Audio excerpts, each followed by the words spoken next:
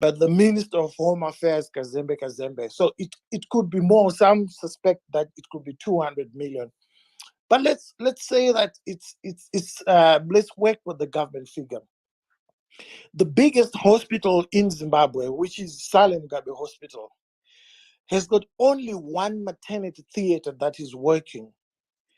And because of that, 2,500 women die every year in Zimbabwe because they don't have access to maternity services.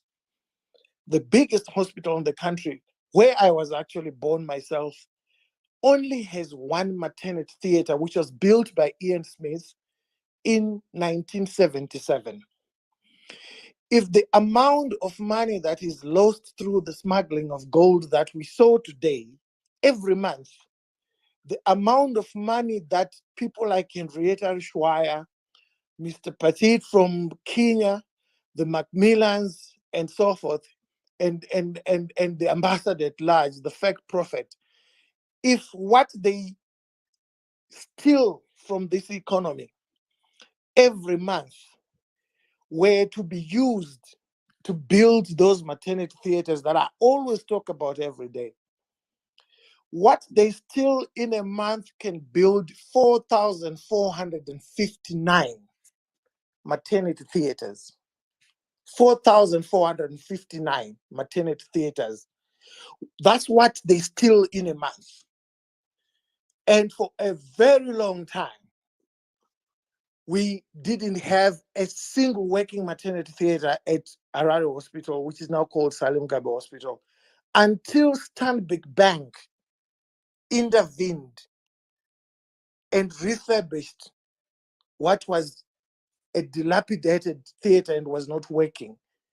And that's the theater that is working now at Harare Hospital.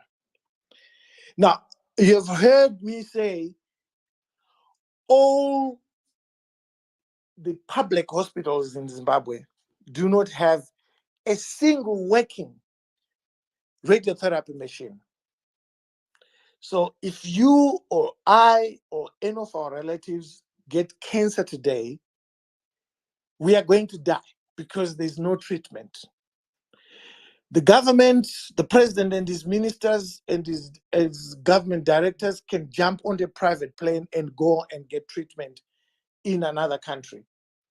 You and I do not have such a luxury. And what these men and women are stealing from this economy in a month from gold alone, just in 1 month, can buy 82 radiotherapy machines. 82 radiotherapy machines can be bought by what the Angels, the Henriettas of this world, and the Macmillans are stealing from the Zimbabwean economy every month. So in other words, Zimbabwe could be having 4,459 maternity theaters built every month. Zimbabwe could be buying 82 radiotherapy machines every month. That is the depth of the looting that is taking place in Zimbabwe. And what we saw is only episode 1. There's going to be episode 2, episode 3, and episode 4. As you would have seen my latest tweet, I received a Twitter message from an African cabinet minister from a country that used to support the sanctions line, that used to think that the issue in Zimbabwe is actually sanctions and not corruption. The minister simply said that gold mafia meaning documentary, that gold mafia documentary literally reduced me to tears. That's how much bad it is. But they've only watched 1 of the 4 films, 3 yet to come. That's how bad the situation is. And I want to hear what you guys think, but at the meantime, I'm trying to locate my guests on the Twitter space. So just give me a minute um, so that I can bring them up. I would like to tell everyone that tonight it's not me who's going to do the talking. I've been doing the talking for a very long time. I've gone to prison for these issues. I've been jailed by Mnangagwa's regime because I exposed the corruption that his niece, Henrietta Rushwaya, was involved with the National Prosecution Authority of Zimbabwe. I'm actually on trial as we speak. I'm going back to court on the 29th of March, where they are accusing me of having spoken about something that was before the courts. They say it was pending, and yet there was nothing before the courts. I now understand why I was jailed. I now understand why they are pursuing this case. I got in the way of their big money. I got in the way of the looting of gold. I got in the way for that element of reporting to my followers that this is what's happening. I probably stopped a supply of millions of US dollars coming into country because Henrietta had to go to prison after I had reported that this is what they're trying to do. She ended up in prison. But now I understand the amounts of money that were at stake. That's why I had to go to prison. And that's why they are so determined to make sure that I get convicted over something that is not true, to say that I spoke about an issue that was pending. When I tweeted on the 26th, Henrietta went to court on the 27th. And when we applied that it's not true, this charge is defective, the magistrate said you were imminently, the issue was imminently pending. That's how that is what has been happening behind the scenes. But I'm glad that the world now understands, because sometimes when you speak on your own for a very long time, you end up sounding like you're a mad person. And some of these things, compatriots, they'll end up thinking that, oh, this person is a loose nut. He's always talking about this. He's always talking about that. And I'm glad that the things that me and many others, I'm not the only one, have been talking about, have now been projected to the rest of the world to understand that, oh, that guy is actually not mad. This is what they've been doing. And that guy is not mad to say that sanctions are not the issue. This is what they've been doing. That guy is not made to say that the whole country's health delivery system does not have paracetamol because of corruption. Now people understand. And now even African, like this minister, this cabinet minister from an African government who got in touch with me, who comes from a government that used to fall for this useless line of sanctions, they now understand what the issues are in Zimbabwe. And the tragedy is that it's not about all the corruption that we talk about. This corruption is just about gold. You can imagine the corruption that's taking place in diamonds, in lithium, in platinum. Zimbabwe has got 65 minerals that are mined every day. Out of 65, today we just got to hear about one of those 65 minerals. And we got to hear and understand that that one mineral called gold is worth billions of dollars a year for Zimbabweans. Zimbabweans are not asking for a lot. They just ask for public hospitals that work, public transport system that works, roads that are surfaced. It's basic stuff. When someone steals from the economy, and smuggles gold worth 165 million US dollars. They are stealing 165 kilometers of road every month. That's how much 165 million dollars can do. It can build $1 million can build a kilometer of a highway road, what you call motorways in Britain, or freeway in America. It can build 1 kilometer, $1 million. So when they're depriving us of 165 million dollars, they are depriving us of 165 kilometers every month. Now, if you want to understand the depth of this, 165 kilometers a month is 1,980 kilometers a year. This government has been in power for 5 years. It means 9,900 kilometers of road has been stolen from you and I. And I hope that it's time the opposition wakes up and starts talking about these things in the way that they are supposed to. I hope that the media wakes up and starts talking about these things in the way that they are supposed to. Because me and a few others have been like mad people talking about these things every day, such that even people who don't support ZANU-PF started to doubt our sanity. That why is it they're always talking about these things every day? But now you understand. So whilst I wait for my guests to come on board, I will give the floor to Mayor of Kwekwe. Please go ahead.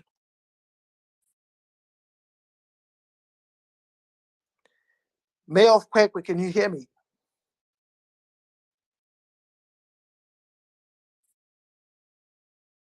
Okay, Tanonoka, please go ahead.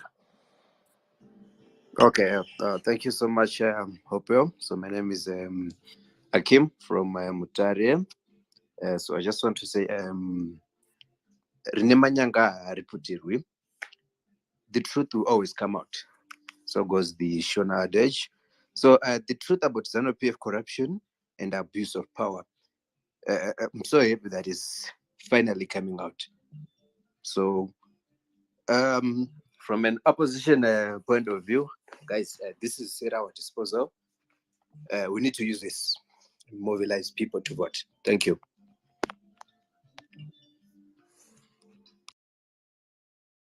Thank you very much. Whilst I'm trying to get the guest to come on board, I'll go to Shepard. Please, Shepard, go ahead. Thanks, Hopewell. Evening, everyone. You know, most of us have known that this is happening, but what this documentary has done is bring it home. You know, it has just brought it home, and most of us was like, "Whoa!" You know, it really just brought it that much closer. But I like the way that you've put it, how it affects the men on the street. You know, there are a lot of things that are happening in Zim. The hospitals are not working. The public utilities are not working. I mean, excuse me. People can go for 2-3 weeks without a single drop of water coming out of the taps. And this is in an urban area. People go for 3 weeks without water coming out of the taps. And the excuse is the country is broke. And yet we have tons and tons of gold that are leaving the country illegally. And then they go out, they benefit a few people, a select individuals who are at the top. I mean, that is completely unacceptable. But the 2 points that I wanted to bring across, I've been in other spaces where they've been laying the blame completely on Hubert Angel, one of the ambassadors who was appearing in the documentary. However, there's one thing that I want to bring across. The president who appointed this ambassador, either he is complicit or he is completely incompetent. Because with all the infrastructure that surrounds and supports the president of a country, he either knew when he appointed this person as an ambassador, or he found out after. And if he found out after, he still kept this person in that position. And that's complicity and incompetence at the same time. So that's one of the points that I wanted to put across. So there is no way that the president of the country can run away from this one. He needs to come clean, uh, clean up his act, and get rid of this person in his area. The other thing that I want to bring across that not many people have talked about. There's a lot of money flowing around. Most of this money, yes, it's cash, but at some point, quite a bit of this money enters the banking system. We know most of people who have quite a lot of this money, they bank not only in Zimbabwe, but they bank in South Africa, they bank in the UK, they bank in America. I mean, they're all over the shore. So what role have the banks played in all these illicit movements of money? What measures have the banks put in place so that they shut people like this down? Because I see quite a huge gap that has been utilized by these guys. And they've made use of supposedly safe systems that are supposed to have measures in place to be almost foolproof, I guess, to such things. But these guys seem to be flying under the radar. No one has got an issue with them. Thank you, Hope. I think those are my 2 points. No, thank you very much. I'm still trying to get my guest on top. They're trying to figure out how to request the microphone. So whilst you guys are talking, I'll be trying to do that. So I'll go to Mucha. Please go ahead, Mucha.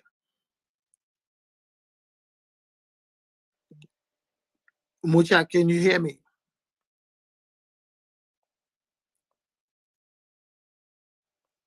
Hello, Mucha, can you hear me? Okay, I will go to Knife NFT. Please go ahead. Hey, Knife. yes, Yes, please go ahead. I can hear you. thank you for the space, man. Like I like the energy you bring. Is that this has to be used right now? This energy and this information should not be overlooked. And for me, the biggest question, I'm not one who is gonna tell somebody not to vote, but I think what we need to do is we need to look at the bigger picture of this. Okay, this is like we set off in a race. And in this race, there are rules, right? And the rules have been set that the one racer in this race is going to go with an unfair playing field than the other 10 racers in the track. And we known that. We had the delimitation report. That one came up flawed. Everybody just ignored it, never did anything, no action against it, and they kept on pushing for we need to vote, we need to vote. So now we come up with this, and people are still pushing to go vote. I mean, I'm just trying to put things in perspective, like, right, because when do we stop making excuses for the problems that are presented to us and put right in front of our hands as tools, which is going, because we can't keep pushing to go into a situation where we know is already corrupted before we even reach to the polling station. So now if we do put our energy in trying to focus on elections right now, instead of drumming this beat that we have right now. This should be the beat that is playing in the streets in Zimbabwe. This should be the beat that's going to make people say, tomorrow, my kids, we're not going to school. we're going to go sit in the public park somewhere and we want to have a peaceful demonstration because we need real answers. We need immediately for them to be people who have been named and implicated, the smaller fish, the lower fruit, hanging lowest on the thing. We need to pick those out of the equation. So, like, this is what I'm saying is that the focus shouldn't be blindsided by continue lying to ourselves that we are going to win in the ballot box when we already have enough tools right now to overturn the entire structure of the southern region of Africa. They're still talking about border laws, and because the one guy in South Africa says, you know, we want open borders, let Zimbabweans come in and go as they wish, and everyone's fighting on that. In Zimbabwe, we've got each other fighting each other on this, but we're ignoring this one big information that we had is that we are captured by a whole program of mafia system, and they are playing this. They've been playing the blind politics for all these years. So it's nothing new. When do we put a stop on it is what I'm saying. When do we take this powerful tool we have? This is the most powerful tool Zimbabwean citizens have ever had in their possession since 1980. Are we gonna just like squander this and focus on the X in the box and the ink on the thumb? That is foolish. This should like eliminate everything, and we want to hold these people accountable right now. That's my point. Thank you very much. Thank you very much. I hear where you're coming from. I think, to sort of expand on your point, if people are making this amount of money every week and banking it in Dubai, this money is not coming to Zimbabwe, as you heard in the film. This money is left in Dubai. They buy homes for their girlfriends. They give money to their sons and daughters to buy homes in Dubai. They go and buy homes for their girlfriends in South Africa, whilst hospitals don't even have paracetamol. So when people are making this amount of money, the question is, at what point are they prepared to allow a free and fair election? And at what point will they say, no, we have lost, we are going to leave power? And with the extent to which they are making money that we now know, is it feasible for these people to actually say, we are now leaving office, we have lost the election, considering the amounts of money that they are stealing? These people are cruel. These people are so cruel that they make millions a week, but they are not prepared to buy a paracetamol pill that costs 2 cents. For they're not prepared to buy um, radiotherapy machines for people that are dying from cancer. They're not prepared to buy MRI scan machines for citizens that need to check whether they've got something, whether there's something wrong with their bodies. They're not prepared to do that. Kariba, which is the biggest man-made lake in the world, that town is a tourist resort where these men and women make money, and we don't see this money. Kariba does not have an X-ray machine as we speak. An X-ray machine that costs $10,000. That's how callous and evil these people are. They are not prepared to invest even in the most basic of things, like an X-ray machine. They drive huge cars. One guy did a job for me over the weekend, and he told me that he builds things for these ZANU-PF ministers, and he gets paid at the Ministry of Finance for work that has been done at their private residences. And he was telling me that some people will get cash of up to 200,000, some contractors, for work that they've done for these men and women. But they're not prepared to buy IV paracetamol using our money. It's not like they're using their money, our money. That's how evil these men and women are. They are prepared to loot and plunder and smuggle and launder money, and people die in this country. And you find some idiot trying to defend this kind of callousness, this kind of evil, this kind of men and women who do not care at all about their own kith and kin. We were oppressed by the Smith regime and previous colonial governments, but they built roads, they built schools, they built hospitals. This government, this ZANU government, has never built a single central hospital since it came into power. It has never built a single maternity theater at the biggest hospital in this country since it came to power. So if Smith had not built these things, where would this country be today? If the evil racist regime had not built these things, where would this country be today? Yasin, please go ahead.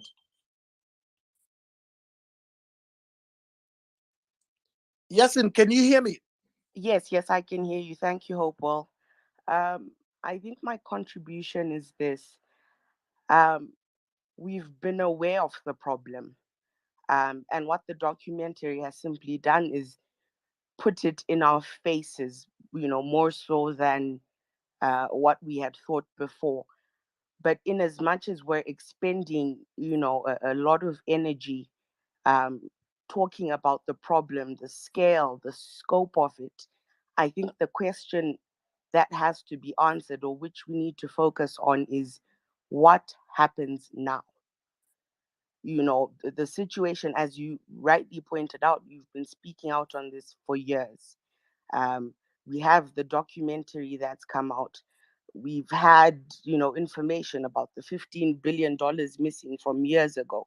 We've had this information, but what happens? So, for to follow our track record, is that outrageous things happen, um, and we'll talk about it, we'll complain about it for a few minutes or for a couple of days, and then that's it. And it would be a shame if that were to be the same situation with this documentary, where the nation and everybody is absolutely outraged, but no one is focusing on what do we do now. Because we could speak of, if we said protests, for example, it's highly unlikely that many people will do such a thing, um, because, as you pointed out, hospitals are just dilapidated. There's nothing to speak of. So if people go out in March, for example, chances are you will be assaulted, you will be attacked. And, in our minds, we're thinking, well, ndikarowa andina mari yekuenda kuchipatara. That's it. And that's a real fear for people. So I think the question we ought to focus on is, what can we do about it right now that's practical, that creates movement, as opposed to expending so much energy, just going over the scope of it, because it's something we've been knowing. It's not new. So the question again is, what do we do now? Thank you, Hopewell. No, thank you very much. I totally agree with you. And I think, this has gone beyond just saying let's march, let's protest, and let's do this. Because we know the drill. We know what's going to happen. I think this now requires leadership. I mean, I've been looking at the Twitter handles of our political leadership in the opposition, the ones that say they are government in waiting. And the top leadership, I'm not seeing it. They haven't commented yet. I guess maybe they'll comment tomorrow, but today they haven't said anything. I've just seen a few responses from them. You see, the opposition must understand that there will come a time when people will just disconnect if they don't show leadership in these instances. Um, a lot of people were asking them to speak when the trailer, the Al Jazeera trailer first came out. And I said to myself, no, maybe they're waiting for the film to come out. And now that the first film has come out, I expect Nelson Chamisa to speak. Because, uh, I mean, the primary issue, the central issue in our suffering in this country is corruption. So when our leaders don't speak when such things come out, it just demoralizes people. people will be like, so what's going to happen? The leader is quiet, you know. So I hope he's going to speak tomorrow. I hope he's going to say something tomorrow. Because government ministers from sitting governments in Africa are writing to me about these issues. Some of them are in this Twitter space, listening to what's going on. I see people from Zambia. I see people from the Zambian ruling party. I see people from Tanzania opposition in this space. I see them. I'm sure you see them too. Joseph Kalimbwe is here listening to what's going on in our country. So I hope that, you know, our leaders will come out and speak. You know, they will speak using their Twitter handles, whatever it is. I see the foreign news editor of the biggest broadcaster in Africa in this space. Sophie is here. So these are issues that are big. I see right now we've got 8,014 people listening to this Twitter space. This is a big issue. The opposition must learn to read the room. They must learn to understand how people are feeling. People are angered. People are angry about what they saw. And they've seen just a quarter of what Al Jazeera has got in these documentary films. So I hope they will respond to how people feel about these issues, because these are issues that affect us, that affect our parents and grandparents. And I've always told people that it doesn't mean if you go to South Africa or to Britain and start working there, or America or Australia, you are now okay. No, you are not okay. People in the diaspora are not okay. They are having to spend money that they shouldn't be spending by sending us to hospitals when we fall sick, those of us that live here in Zimbabwe, by sending our kids to school, by paying rent for us. That money they could have been investing in the welfare of their own children. They could have been going to holidays with their children, to Spain, to Portugal with their own children. But they're having to sacrifice the welfare of their children in order to assist the extended family. And if we don't understand that the corruption in Zimbabwe does not only affect those of us that live here, but it affects those that live outside Zimbabwe, who are having to forego a lot of things in order for them to make sure that the extended family is looked after. If a mother or father or grandfather or grandmother falls sick, someone who wanted to go to Spain on holiday will have to drop that idea and send man home. Looking after someone in hospital in Zimbabwe, it's so expensive. It's so expensive. A specialist doctor in Zimbabwe costs $165 at the very least per visit. A physician. In Britain, people don't pay to go and see a physician or a GP. If they go to see a physician at a hospital, it's taken care of by the state. But in Zimbabwe, the state cannot take care of it because the money is being looted. The natural resources are being plundered by the people that are running the state. It's not that Zimbabwe does not have the resources to look after its own citizens and those that live in Zimbabwe. It has those resources. To run the 6 central hospitals in Zimbabwe costs $55 million. To run all of them for 1 year, it costs only $55 million. So in other words, what the Henriettas and their friends are stealing from us and from the state per month, what they steal per month will run the hospitals in Zimbabwe for 3 years. What they steal in 1 month runs hospitals in Zimbabwe. All the 6 central hospitals will run on the money they steal per month for 3 years. That is the extent of the looting and the plunder and the smuggling and the laundering of money that is taking place in Zimbabwe. That's how bad it is. We have put this on the doorstep of the government for more than 5 years since Mnangagwa became president. We've been saying these things. They never listened to us. Today, the whole world knows the truth now. Forget about me being arrested in 2020 for Henrietta. That's a small issue. There are people that died because hospitals were not working. There are people that died because they were involved in car accidents and there was no ambulance to pick them up and drop them at the nearest health facility. That is how serious this issue is. Forget about us having an election stolen. The real issue is the people that died and cannot be recovered again. We cannot turn back the hands of time to bring these people back. And that's how serious this issue is. And this is why I keep saying that the opposition must up its game. Because you can't expect to walk into State House when you don't have a voter's roll and you're up against people who are stealing like this. Who steal so much. They steal so much that they don't care about the welfare of their own people. They don't care at all. That's how bad the situation is. Anyway, Muche, go ahead.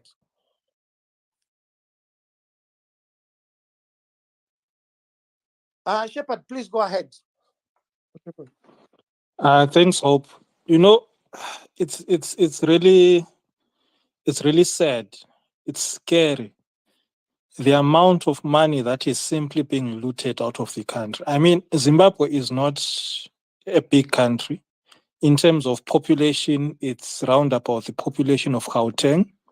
But if we look at the resources that the country is blessed with, you know, in terms of minerals, natural resources, it's really amazing.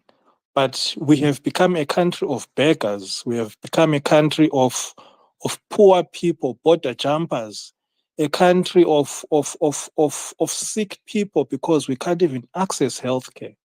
All because we have a government in place that does not care about the people, a government in place that is happy to facilitate shady deals that loot what is due to the country. You know, it's really sad. We could be having tarred roads right across Zimbabwe. We could be having even planning for the future a sovereign wealth fund where most of the proceeds from these things go into. Right now, it's going into the pockets of people. But again, after I watched this, you know, we are a country of cartels. I've said this before, and I always will say it. We're a country of cartels. This is only a tip of the iceberg. We have cartels in gold. There is quite a bit happening with the oil, even the fuel industry in Zim. There are cartels there. The chrome, there are cartels. Lithium, there are cartels. And I could go on and on.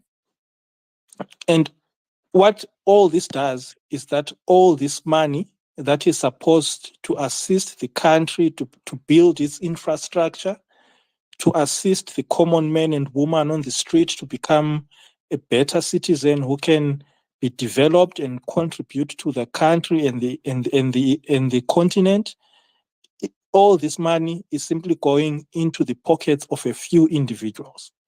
As to what can be done, it's really it's a tough one. But I think what the documentary did today, it also brought into the fore to show what the opposition parties, the machinery that the opposition parties are fighting against. These people who have their claws in the government, these people who have taken over institutions, these people who have participated in capturing the state in Zimbabwe are not going to let go easily. And they have been financing those who are busy, who are in power now, and they have been financing quite a bit of their campaigns. So everything that is happening, it ties down to people wanting to maintain the status quo where they can steal the resources of the country. It's really a sad situation, but it's time that every Zimbabwean stands up. We cannot outsource our agency to opposition political parties. Yes, opposition political parties have a role to play, but us as individuals, we must stand up in our own spaces and see what we can do. We cannot outsource our agency to political parties. So each and every Zimbabwean and each and every African who cares about Zimbabwe needs to stand up and say enough is enough. Thank you, Hope. Thank you very much, my brother. I just want to don't go yet. I just want to challenge you on this. uh, there is no revolution in the world that has happened without leadership. This idea that citizens can stand up in their own space does not work, and we should disabuse ourselves of that idea. It's either we have leaders or we don't have leaders. There is no way some grandmother in Glenora you expected to stand up and tell her that you should stand up, don't rely on political parties. Such a thing does not exist. It's an act of cowardice for us to say we should expect people to do something about their circumstances. What do we expect people in Dotito to do about their circumstances? If we, as young people, cannot stand up, form something, and say we are going to lead our people. Everything requires leadership. Let's not fall for this romantic idea that it's a citizens thing. Citizens must do something. Citizens can do something by contributing towards a goal, and then leaders lead us. If there is a person that needs amputation like that young lady from Mashingo, yes, citizens will intervene. They will provide the funding. They'll provide $1. They'll provide $5, and eventually it will get to 500. But the idea that this country is going to be freed by citizens who are sitting in Glenora and Mavuku who have no leadership, or leadership is not telling them that this is what we are going to do. Oh, guys, let's disabuse ourselves of that. We are up against a military regime that came into power through a coup. And you think a grandmother in Chabalala must stand up and do something about that regime without leadership? It doesn't work like that. We are educated people. We're an educated nation. That's what we tell the rest of the continent. There is no country that was freed on this continent by citizens who just said we are going to do it on our own. We can't subcontract it to political parties. You have to be organized. We have political parties, opposition political parties. The main opposition political party in this country is Triple C. It needs to lead us to where we need to go. It's not a crime to say so. The Constitution guarantees that political parties exist in this country. There's a reason why we have political parties. Even in Britain, even in America, where they go and vote and they are not butchered, they have political parties that organize. That's why they are able to fight each other in a democratic way and go to the polls, and the one that is lost give way to the one that is won. In this country, we can't do that. So we need leadership. I can't, in my own home today, decide with my neighbors that we're going to do something. What can we do? What can we really do as individuals? Because once we start telling our citizens that they need to do something on their own, it means that we are failing. It means that people are going to be demoralized. We need to tell people that we have a leadership in this country. We have a leadership that should lead us. Today, we've got this film that has shown us. We are over 8,000 on this space. We are discussing, we are venting, we are angry. But ultimately, the leaders need to lead and say, we have seen this. We now understand the extent of the root of the rot in this country. This is what we are going to do. If I speak as some ordinary guy in the street there, the Zambian or the Malawian leader, they will not listen to me. They don't know me. But they know our leaders. When our leaders speak on our behalf that our people are dying, we don't have medicines, but you were talking about sanctions. But now look, this is not about sanctions. That's how it works. We can't expect our people to just go and do things on their own. Our people they don't know what to do. They are suffering. They are struggling. That's why we do GoFunds every day. It's because people are suffering. If people had a plan, they would have made that plan a long time ago. Sister Sophie, please go ahead.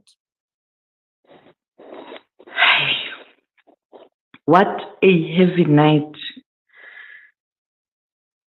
I don't have words. I don't want to lie. I don't have words. And, as an African, I don't have words.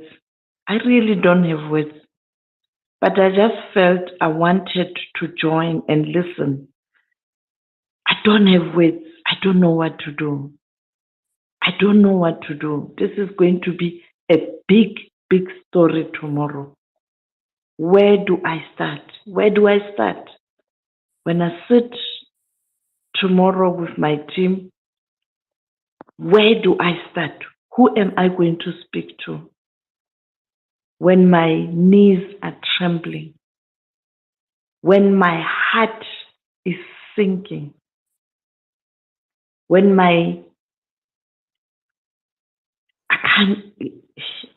we always know that there's a problem on the continent.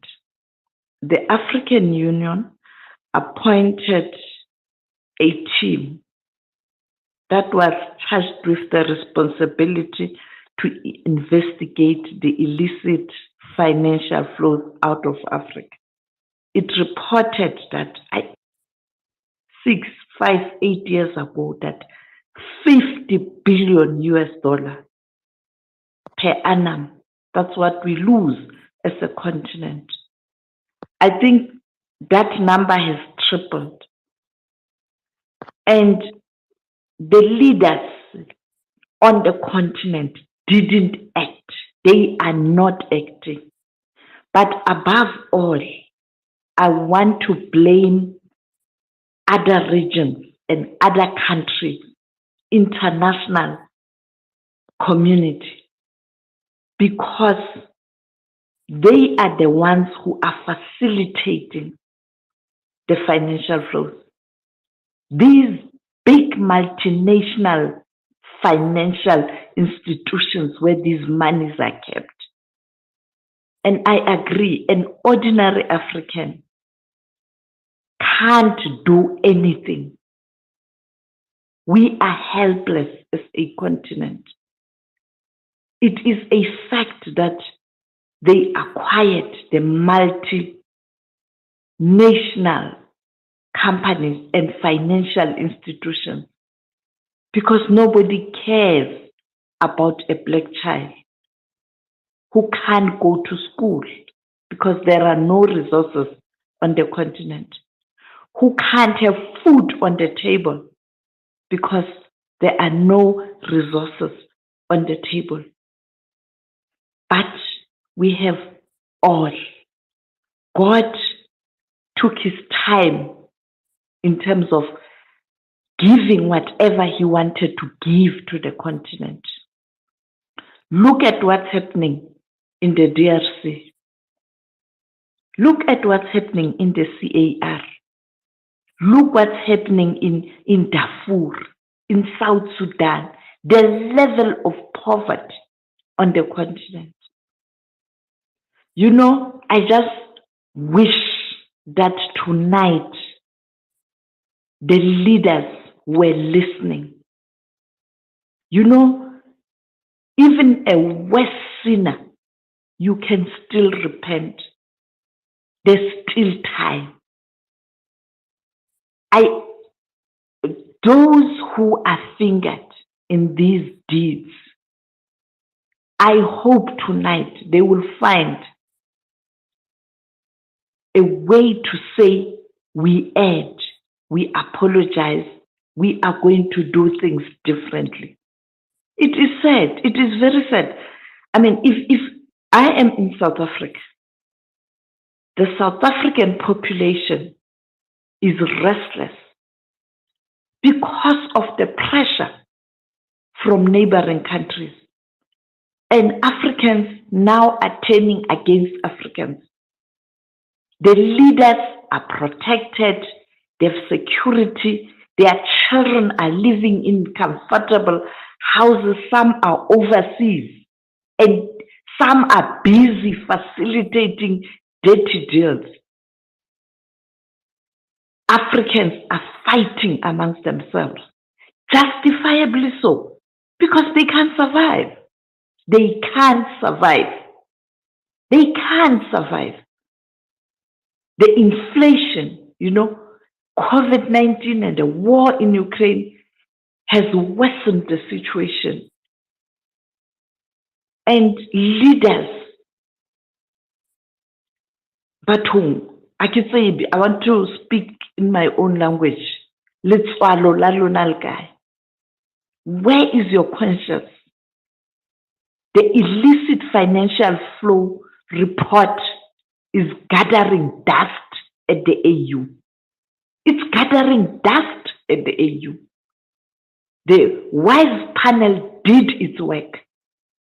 Mbeki Mujangu Gumbi and many other leaders who were part of that committee did the job. The report is gathering dust. If we as a continent acted 8 years ago, because we knew this was happening, even in terms of pricing, price fixing, it's like it's just papers when you know very well it's platinum that you are exporting, but the consignment is written paper. I don't know. I'm hoping that I will wake up tomorrow, not even tomorrow, today, because I just have to take a nap tonight and have strength to soldier on as a journalist, tell an African story, and still motivated, believing in the continent. Those greetings every morning, I don't see myself writing anything on Twitter tomorrow, the whole day. I'm sorry. Thank you, Hopewell. Thank you very much, Sophie. Sophie Mokona is the head of foreign news at South African Broadcasting Corporation. You have heard how she feels, and it's painful, and that's how we feel. It's very painful. How can an African person do this to another African person and steal the money and take it to Dubai and keep it there? And then masquerade and moving around the whole world saying that sanctions are killing my country. When you are stealing money and taking it to Dubai and banking it in Dubai, and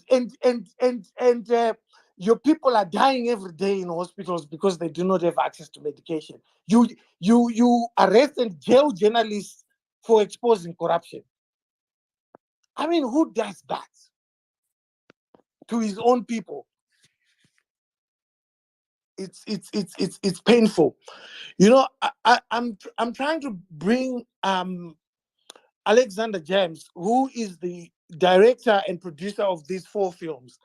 But I think there is a problem because he's saying he sent a request, but I can't see the request. And I've got other people like Brother Freeman Chari who are saying they've sent requests, but I can't see the request. I don't know what's going on. So what I'm gonna do,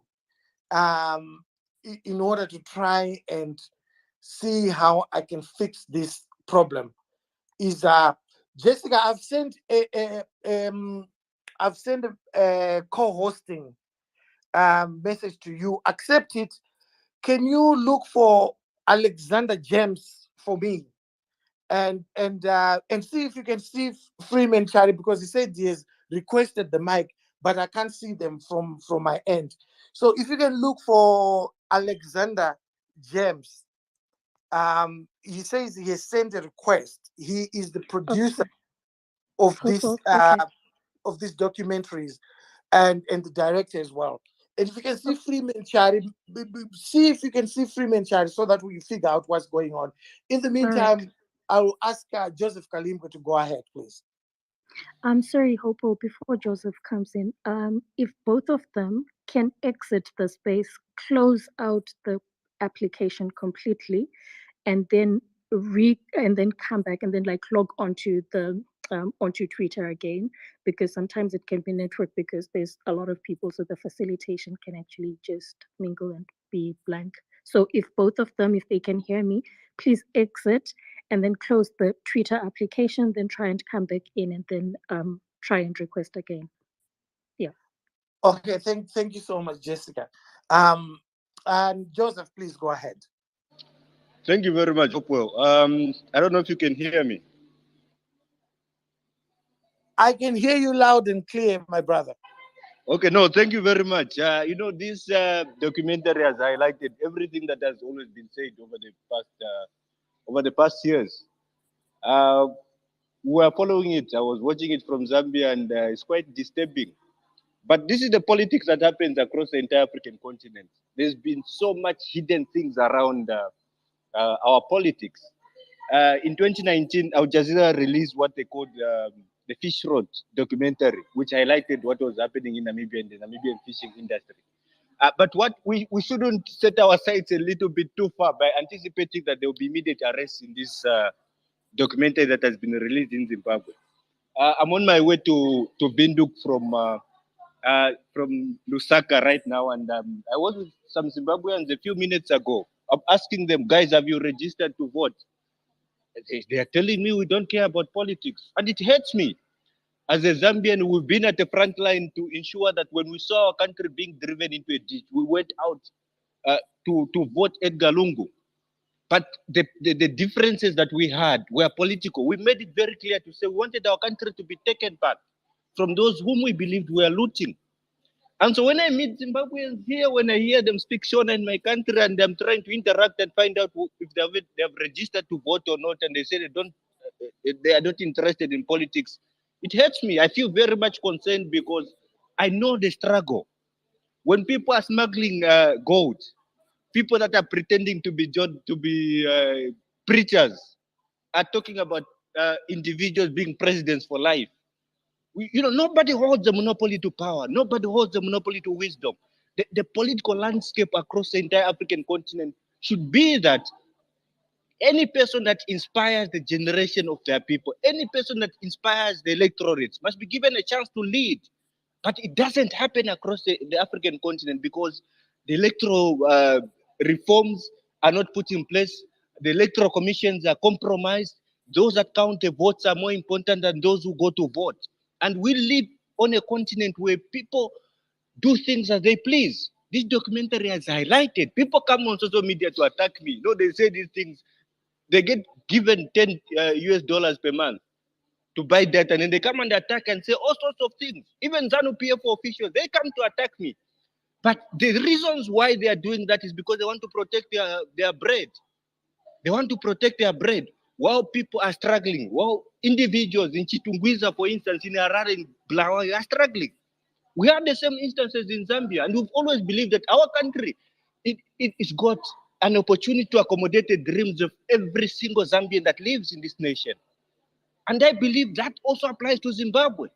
But those opportunities are taken away by those who are in power. People that do not care about the masses that go to the hospitals and are being told that there's no x-ray machines. And then these cowards come to social media to attack us. They attack my grandmom when we speak about these things. No, these things are personal to some of us. They're very personal because I've seen my country, Zambia, make bad decisions and good ones too. We've had presidents that I believed were driving our country into a ditch. And so when I see a documentary like this one, and when I speak to Zimbabweans that I meet here in Zambia, at this moment and they say they don't care about politics, it hurts me. Because young people must go and register to vote. Young people must play a role in the political landscape of their nation. We must articulate these issues to them. To say, look, if you don't register to vote, these things will happen over and over again. I shouldn't be a Zambian to tell Zimbabweans to go, to ask them if they've registered to vote. When I meet them here in Zambia, they must do, that must be a civic responsibility that they must do. Politically, they must be conscious about these issues. And so it's painful. It's painful when these things happen. But like I said, we saw what happened in Namibia when Al Jazeera released the Fish Road documentary. Two ministers now are, they're spending nights in and out of jail.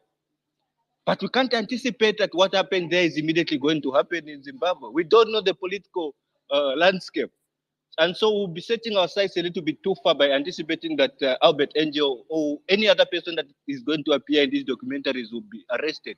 But the job, the civic responsibility of the citizens is to go and register to vote, like we've done it here before. I'm towards the end of my 20s. I'm clocking 30. But we should never be a people that have to wait until you reach a certain age to be able to understand fully the political landscape of your nations. Young people that we're meeting here, I'm telling them, guys, go and register to vote. There's another lady, a Zimbabwean lady that I met here. She's speaking Shona. I'm speaking to them from Zambia to say, guys, have you registered to vote?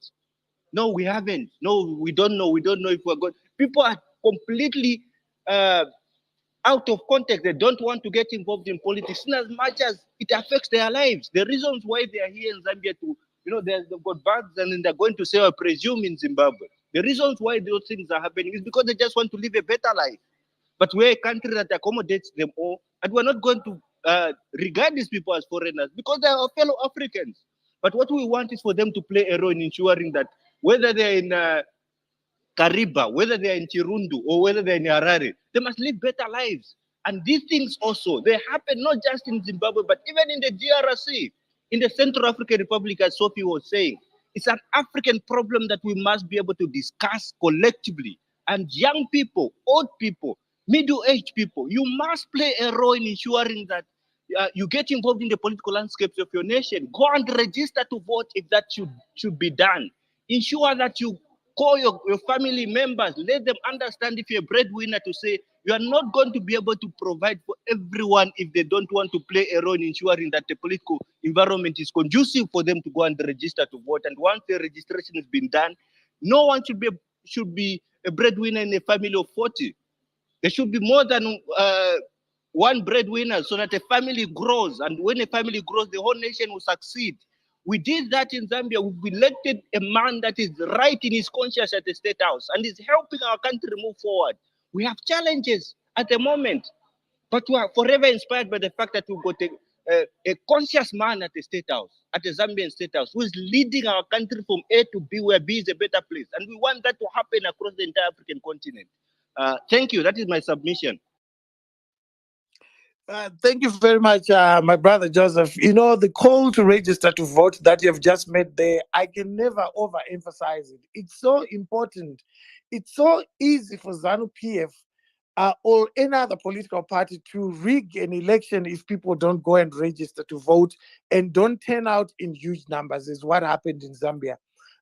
It's so important for us to register to vote, especially for young people. You see, I'm 51 years old. I've lived more than half my life, but I put so much energy because I want young people to have the same access I had to a good quality life. I was able to get mortgages. I was able to drive nice cars, and I still drive nice cars. I've got resources. If I choose today that I want to go to America, I don't have to worry about how am I going to get there. I simply go online, buy my ticket. This is what we are fighting for. We want the young men and women in the townships to have the same kind of life. You can have it. I came from the townships. I grew up in Glenora. I came from Murewa as well, Kumusha. But look at where I am today. It's because those resources and were availed to us. We had access that you don't have today. And what we're fighting for is for you to have access today. When I go to prison, I have a choice not to go to prison by keeping quiet and staying in my home, waking up in the morning, jumping into my swimming pool and playing with my dogs, or going to England to see my kids. But the reason why we keep fighting is because we want you all to have access to the very things that we know are available for you, but are being plundered by a very few, a political and criminal cabal that you saw today. And I'm told more is to come. I'm going to try.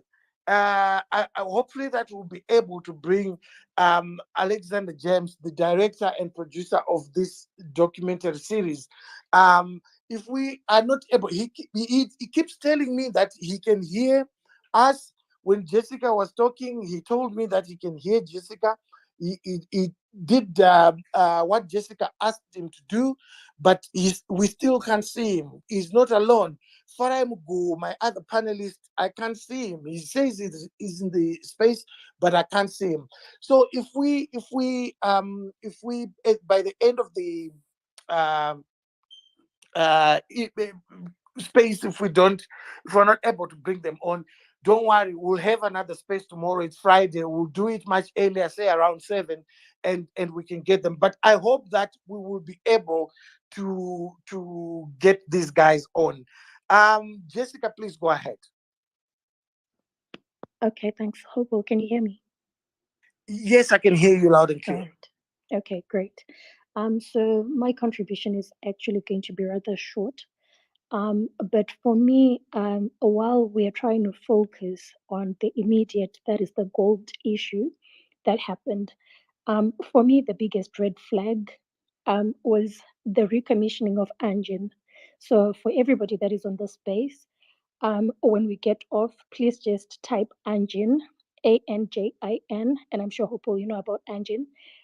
This is a company that was implicated in the $15 billion diamond scandal, right? So it was closed off in 2015 or 2016. So RGM closed it, he shut it down. And then ED came through when he became president. And that was one of the first things that he recommissioned.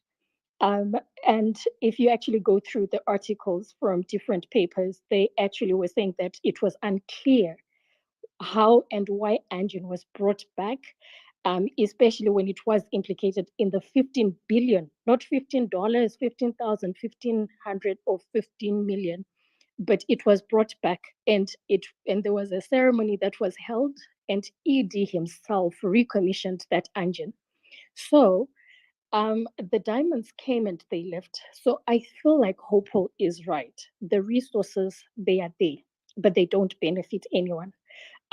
Similarly to how Mutare and Manicaland did not benefit anything from the diamonds, that's exactly the case with ZANU-PF. That's the case with gold and ZANU-PF. Nobody is benefiting anything. So the gold has come. Similarly, I can give another very good example, like chrome.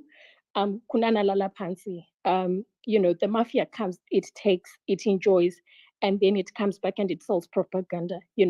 So people, especially from the ruling party, they come back and they say, for those that don't understand Shona, it means a country is built by its people, by its natives. But that's where probably I then have where I've always had loggerheads with the people that support the ruling party. Do ordinary citizens print money? No. Can they dictate interest rates? No. Can they go directly to Fidelity when they've gotten like maybe 15 grams of gold to just say, okay, can I get this? No. Do they have access to the claims, to the gold claims? No. Can ordinary people make policies for themselves? No. So when people are coming here and saying it's the natives, it's the locals that build the country, you can't tell me that when I'm a policeman or when I'm a teacher that's getting paid about $170, right? Because for me to be able to access credit for Venevayo, for me, the Vene to build, it means I cannot, because I don't even have surety or collateral. Because for starters, it's been years since we're able to actually build as a nation. So I think for me, what just gets me upset is that ZANU-PF and everybody else who's linked to them, they come to steal. And most of them then come on social media, they come in papers, they get all access to interviews, and then they start to say, shut up and make the money. So is this the money they're talking about when they're saying, shut up and make the money? So I'm actually quite baffled the most by young people, especially that are going to run within the ruling party. And not that I have anything against them, but for me, I have no doubt in my mind that these people are not doing it to legit make any change, because what I've heard from two people that are going to run that are my age, they're saying that they want to make change from within. But then what change are you going to make from within when for the past 43 years there hasn't been any change from within? We used to have the first republic, and then the second republic came, and then it said, oh, we are taking criminals off the president, and it actually became the criminals that they were trying to get rid of. They're the ones that then came and descended into and then ascended into power. So for me, just in closing, the gold issue is a big deal.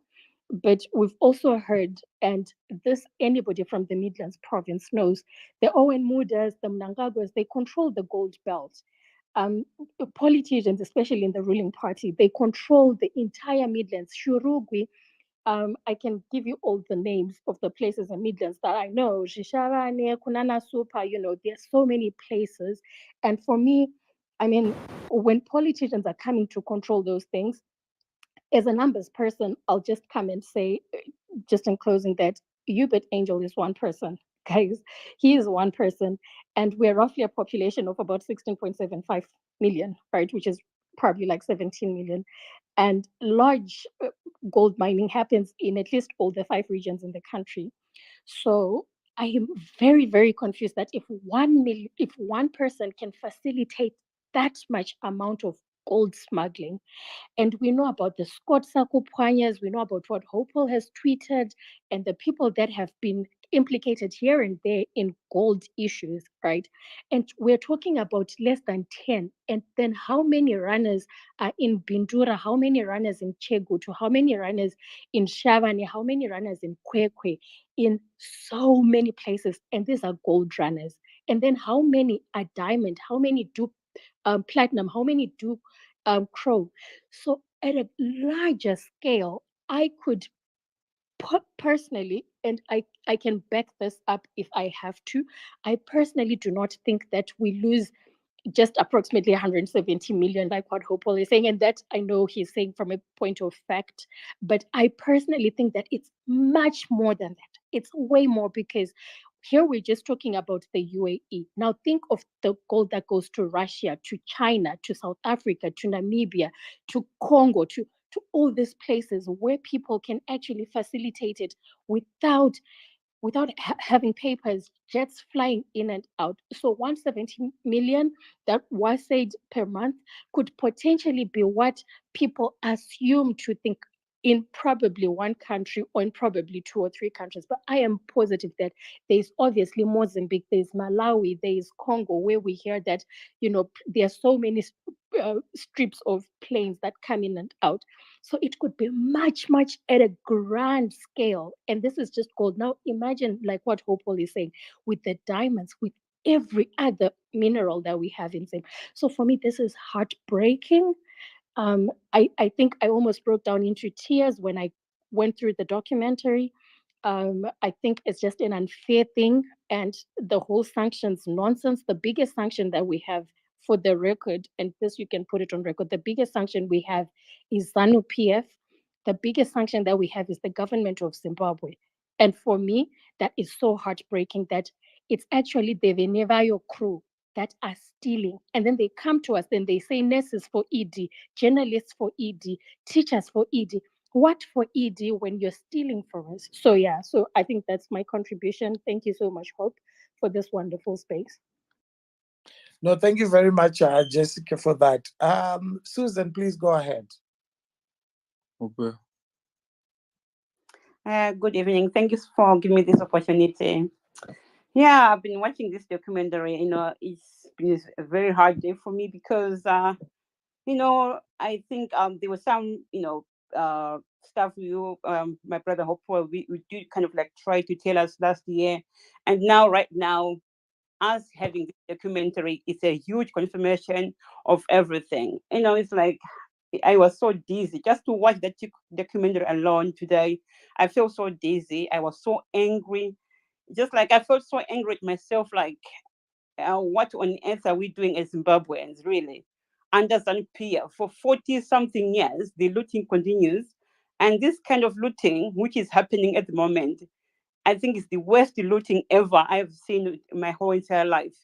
This kind of looting is pure evil. It's not like the kind of looting where you think they are looting to leave things behind, but they are looting to empty the country that by the time another government took over, I don't think there will be anything left with this kind of looting they are doing. And if I look back, a couple last year ago, we saw children dying, no incubators, and we saw mothers being forced to give birth in their own homes because there were problems in maternity ward. Some bled to death. And after watching this documentary, it makes me sick, to be honest, sick. And as a nation, I think we have to draw a line and saying enough is enough. If we have to register to vote as Zimbabweans, wherever we are around the world, I think we have to push ourselves, do something to register to vote in numbers because this can't go on. And if you look at that, sometimes we see people, we do donations for people to get treatment. We've seen lots of children with tumor cancers that we have to do it, facilitate on our own. Yet, if you watch this documentary, some people are bragging of netting 70 to 80 million per month, and then for a year they are netting 2 billion. That 2 billion can do so much for Zimbabweans. And if you watch that kind of thing, it just makes you angry. I feel so angry right now that if I am to speak to those dandaids in headquarters myself, face to face, I think I don't know what will happen. I feel so angry that say, you just don't know what to think of. Like just watching that, it makes you wonder how can someone be so evil to that extent that they are draining the country, and you've got some fucking foreigners from Kenya coming to my country, draining everything in the name of God, and my people cannot even eat anything. Their children sleeping over there with the hunger, and yet someone from some fucking foreign country coming into Zimbabwe, draining things in Zimbabwe. And that pathetic pastor, he comes in Zimbabwe, draining everything, bringing his own secretary. He's not even a fucking Zimbabwean. And this is happening in Zimbabwe, where I think this whole thing is sham. If as a Zimbabwean, this thing doesn't get you angry right now, I don't know what else can make you angry. Because right now, I feel so angry with myself. I feel so frustrated just watching this because I know people are dying. I've got my sister one day. She went to the hospital. The doctors could not give her anything. What they give her was not supposed to be the kind of medication they gave it her because there was nothing. They were so desperate. They give her some sort of medication. By the time we move it to another hospital because we noticed that these people were struggling. It was too late. My sister died. When we took it to another hospital, that tablet which was given made her resistant. So by watching this kind of thing, that my sister could have survived right now if that fucking Parengatwa had medication, it makes so angry. It's very angry to be honest. I cannot breathe just watching all that thing happening in Zimbabwe. Thank you. No, thank you very much, Susan. Your anger is understandable. Because these are things that should not be happening in our country, but they are happening, and unfortunately, we won't wake up tomorrow to a different reality. We know these people. We know how they roll. I mean, the biggest joke that ZANU has pulled on Zimbabweans is appointing a guy with a British passport to become ambassador at large for Zimbabweans. And that guy has got a British secretary who he moves around with, conning people and stealing money from Zimbabweans and taking it abroad. And then these guys come with their nonsense of saying, you know, These are British guys that are looting money from Zimbabwe, taking it to Dubai, and then they come and tell us that it's an absolute joke. They've really, ZANU-PF has studied us, and it has realized that these people are clowns. We can do whatever we want with them, because I've often questioned um, people that the kind of banter that you have with ZANU-PF guys on social media, it's expected in a country where ZANU-PF is a normal party and its officials are normal people who understand that our citizens require medication, and you can engage and joke because you come from different political perspectives, but you are all citizens. But not in a country where people will go and buy cruisers and their citizens have nothing to eat. These people are having their homes, I confirmed it, they're having their homes repaired by the taxpayer. But they are so cruel that they don't want to buy an x-ray machine for the same taxpayer. They don't want to buy paracetamol for the same taxpayer. And it's not even their money, it's our money, it's the taxpayers' money. But they would rather taxpayers die, right? And they use that taxpayer money to repair their homes, and people continue to die. I mean, it's unimaginable, but it's happening in our country, and it's happening every day. And I'm glad that this time around, the expose by Al Jazeera, it's not a journalist saying so and so told me this. You actually hear them in their own words. It's unfortunate that we're failing to bring Alexander James, who's the director and producer of these films. If we're not able to bring him tonight, we'll do another space tomorrow so that he can tell you, what you should expect. And he tells me that it's the what we saw today. It's nothing. That's what it tells me. It's absolutely nothing compared to what we're going to see in the other three films. So if what has made so many people so angry is called nothing, I wonder what's in the other films. You know. Anyway, can fake like white Jesus go ahead, please? Good evening, everyone. My name is Chabuzo Nashe. I'm a university student. I'm concerned with the part in the documentary where Hubert Angel mentioned that he signs treaties with foreign nations on behalf of the government and is binding without them even knowing. My question is, how much of our future is mortgaged without us knowing? How much do we own foreigners, and how much illicit deals are they doing through these posts they are given by the government? And my other concern, which was mentioned in the documentary, is when my other concern, which was mentioned in the documentary, is when Hubert Angel said that the president is going to be the president until he dies. It shows how much confidence they have in the system of controlling the election narrative, which is going to happen this year. So it requires a tougher opposition, and they have so much ammunition that everyone is confident. Thank you for listening.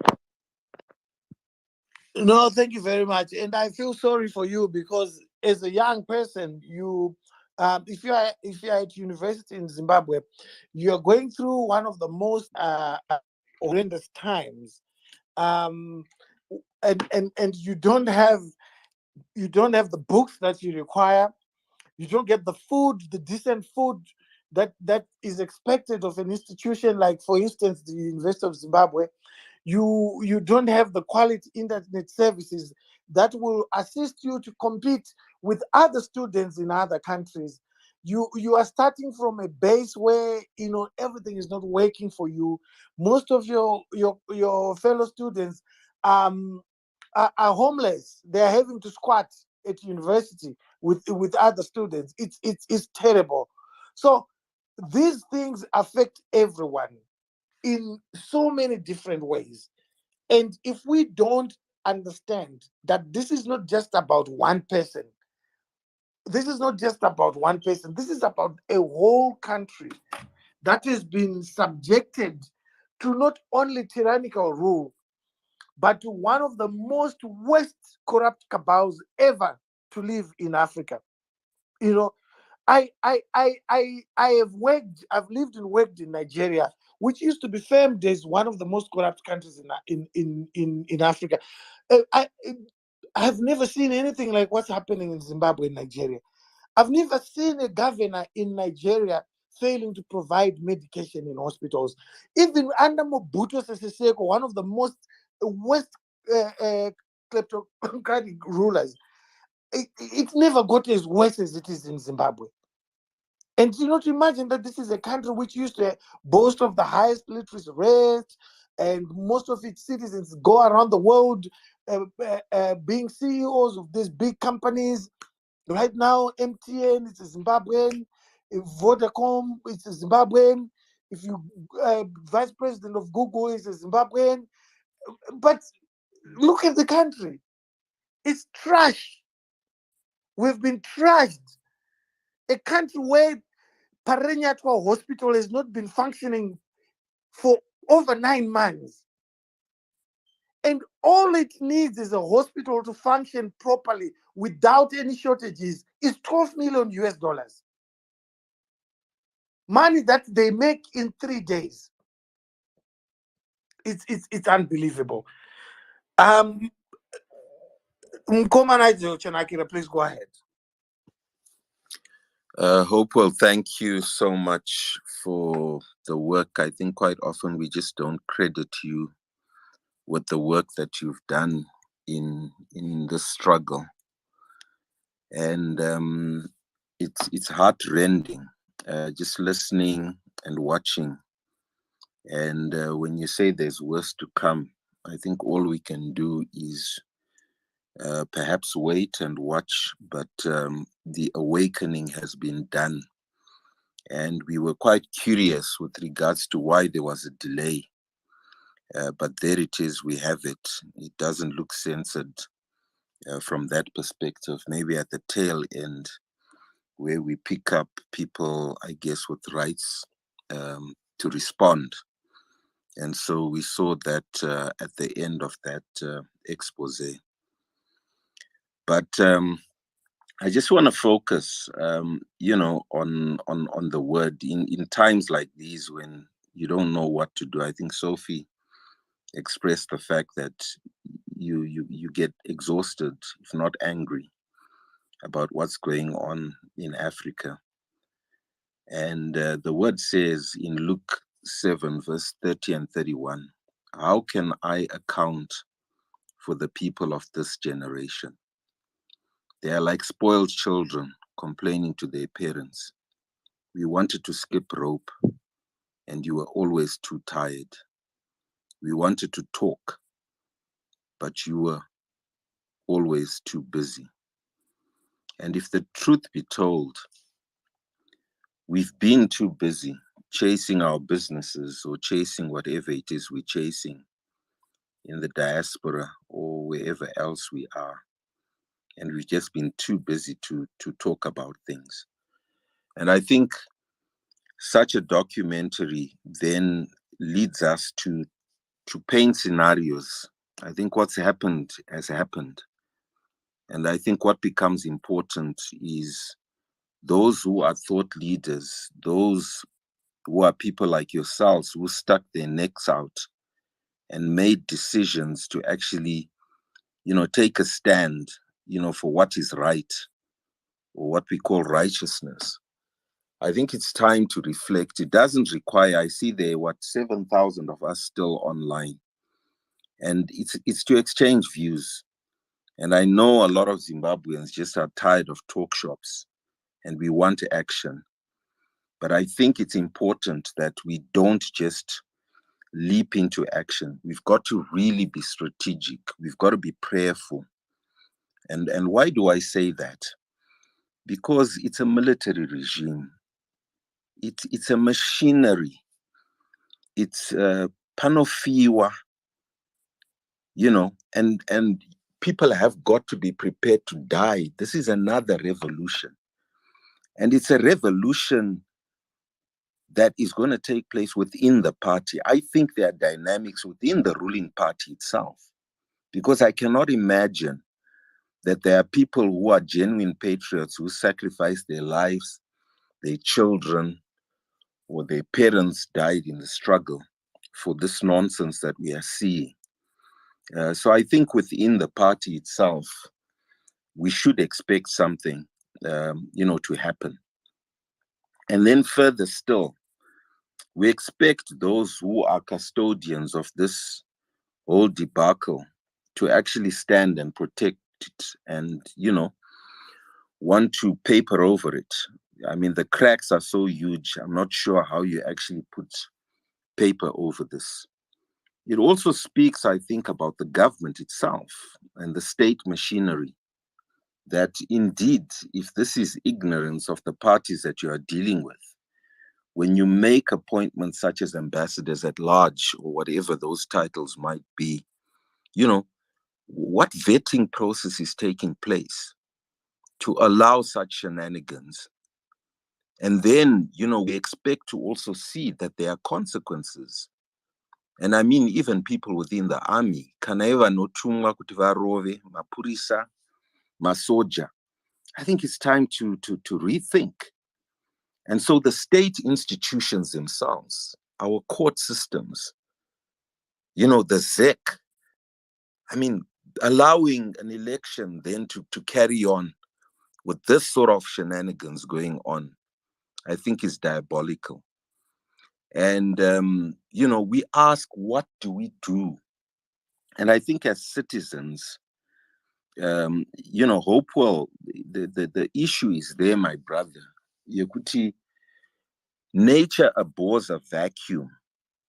And if there is no leadership in the opposition, then you stand up and lead. If you can see so clearly, then you have no choice. You can't sit and be a journalist. And I challenge you, because at the end of the day, yes, there are roles. And yeah, I mean, I think it's permissible. If I choose to be a businessman, maybe I'm a businessman, for the rest of my life. But, what good is it to run a business in an economy that is decaying because of the morass of what's going on? What good is it, my brother, that you are a journalist or a pastor? I don't care what you are. When you watch, because our children, our children's children will ask, Baba Manga Murukupi, when this nonsense was going on. So in as much as people sacrifice their lives for the struggle, for, against colonialism, there is a clarion call now for a new generation within the political parties themselves to be asking, where are their leaders and how strategic are their leaders in taking us to the next level? Because at this rate, we are deteriorating very fast. And I think we've got to remove ourselves from the emotions that go with these things, because it's not unique to Zimbabwe. It's happening all over the world. In the US, corruption. In the UK, a former prime minister is under trial. So let us not be naive and think that, it's not happening elsewhere. It's happening elsewhere. And we, as a people, have a responsibility to urge people to vote. And I've joined your campaign. Even as a businessman, I said, look, I've got to set aside my business, participate in the social spaces, take over the presidency of the Zimbabwe Economic Society, and use these as tools of educating the masses with regards to what's going on with the economy, and then encourage people to vote. But remember, as Africans, a vote within itself is not sufficient. It's not a necessary and sufficient condition. We've now got to be conscious that our institutions must function. And within our communities, our hospitals must function. And if the government ones don't function, we build parallel structures. We did rebuild St. Anne's Hospital. We put it up as the first COVID center because we concluded as business that government either hasn't got the capacity or don't want to do it or can't do it. And at the end of the day, with COVID, we considered that we were sitting ducks and 18 of us did something. So we can do something as citizens. And I think the time has come for us to run parallel structures whilst supporting those who choose to be politicians. And we elect the right politicians. We elect the right councillor. We elect the right MP. We elect the right president. And we name and shame those who are, useless to us and our communities. But we can't just sit. Sitting is not an option. It's no longer an option. And we must consciously be asking ourselves, as these documentaries are shown, that what role am I going to take in Zimbabwe? Been there, done that, been out there. But the role is clearly one where I commit and I say I'm an active citizen. And if it so means that we set aside our businesses to run, because in banking, guess what? When money is being printed so fast, when hyperinflation is going up so quickly, you can hardly run a business anyway. It's pointless, it's futile if you're going to run a business locally. At best, you maybe run businesses outside the country. But then at the end of the day, so what do? You come back. And so I think where each and every one of us begin to spread the message, begin to educate each other, begin to talk to people within ZANU-PF, within CCC, that we want a leadership that we, can live with. And the kanavasingagone, kanavasingade, kanavasingade kuchinja, if they're as heartless and as ruthless as they are, then kuondo, kotofiwa shakare. Unfortunately, that's what it means. And people have got to be prepared to die for their country once again, because that's what it means. And so, yes, it saddens us, but we must never lose hope. We're not yet that basket case. We're not goners as yet. And it's time we actually stood up and salvaged our nation. We have a beautiful country, and I have all the confidence that within my lifetime, we will see a better Zimbabwe. Thank you for the opportunity, and thank you for creating these spaces. We exchange ideas, and then we decide singularly how committed we are to the cause. And where we can get ourselves together, we put ourselves together and we do something. Thank you very much. No, thank you very much for those words of wisdom. I can't add anything to what you've said. It's self-evident that there are a lot of people in this country that are able to steer the country towards the right direction. But as you said, when you are dealing with people with guns, they make it impossible for those that are willing to work for the country to actually do it. So I hope we'll get to reflect. It's 3 minutes to 1 a.m. So I think we'll close the space at 1:30. Then we'll try and see if we can have another one over the weekend with the Al Jazeera team. They're actually here, but I can't see their request, and my co-host can't see. This space, I think, is big. Somebody has just sent me a message to say that Twitter was having upgrades, and when people have Android phones, I'm not a very good person with technical stuff. But that as it may be, Jabulo, please go ahead. Good evening or good morning, since it's the early hours of the morning. One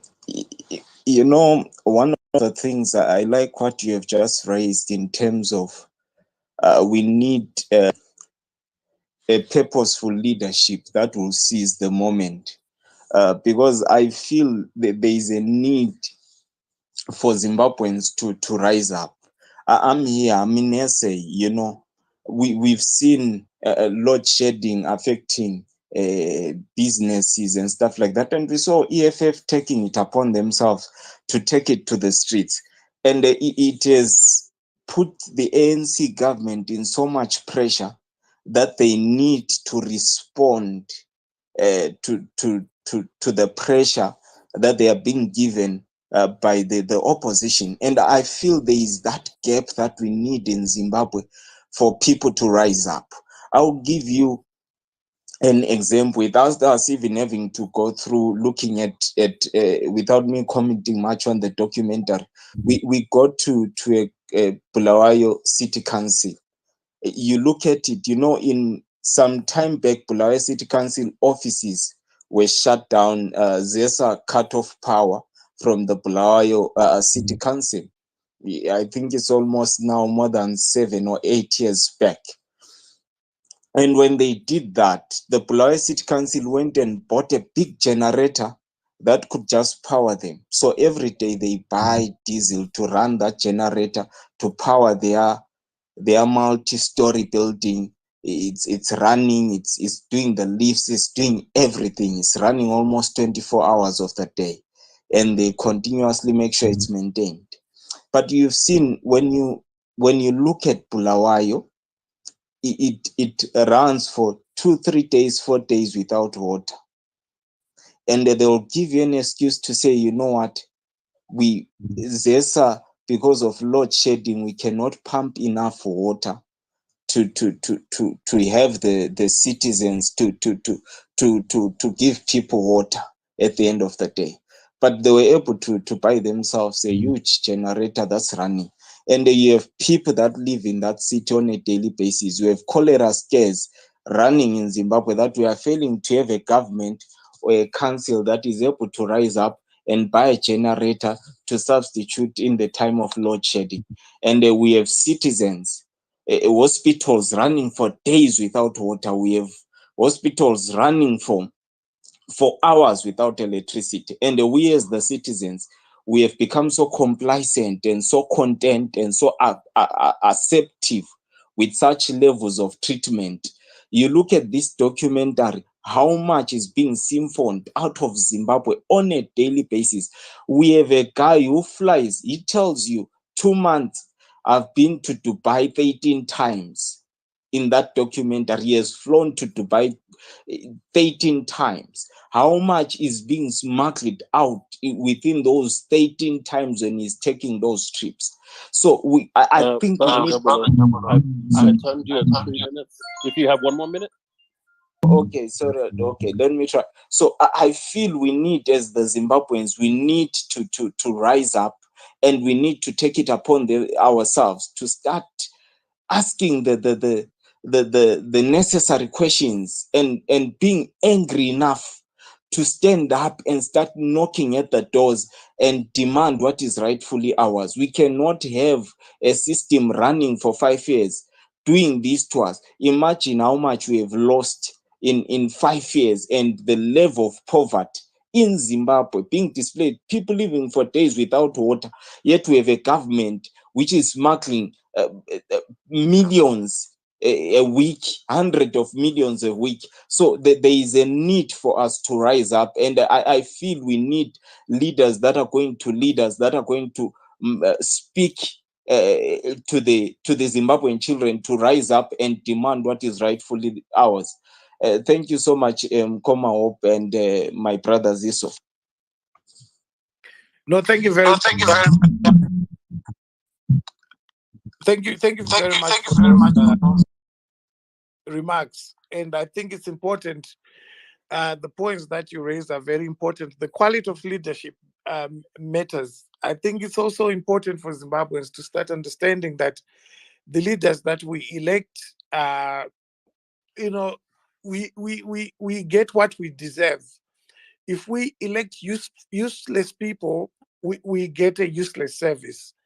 If we elect incompetent people, we get a service that is in line with the incompetence that we have elected. So, as I was growing up, my father always used to say to me that, oh, I worry about my people. They elect the most comical person because he or she makes them laugh. They elect someone because he buys them beer. They elect someone because they know how to sweet talk. And someone who's extremely competent will not be elected. It was Professor Lumumba who said that he had 200 town hall meetings in a constituency when he was running for parliament in Kenya. And some guy just came with money. He had never attended to the constituency. He just came with money a day before the elections and he won. That is the quality of the voter that we have in Africa. And that is the quality of voter that we have in Zimbabwe as well. We have to be honest with each other. People like Fadzai failed to make it to parliament with all that she was offering. And people in Mount Pleasant voted for a guy who lives in Malawi. He still lives in Malawi to this day. And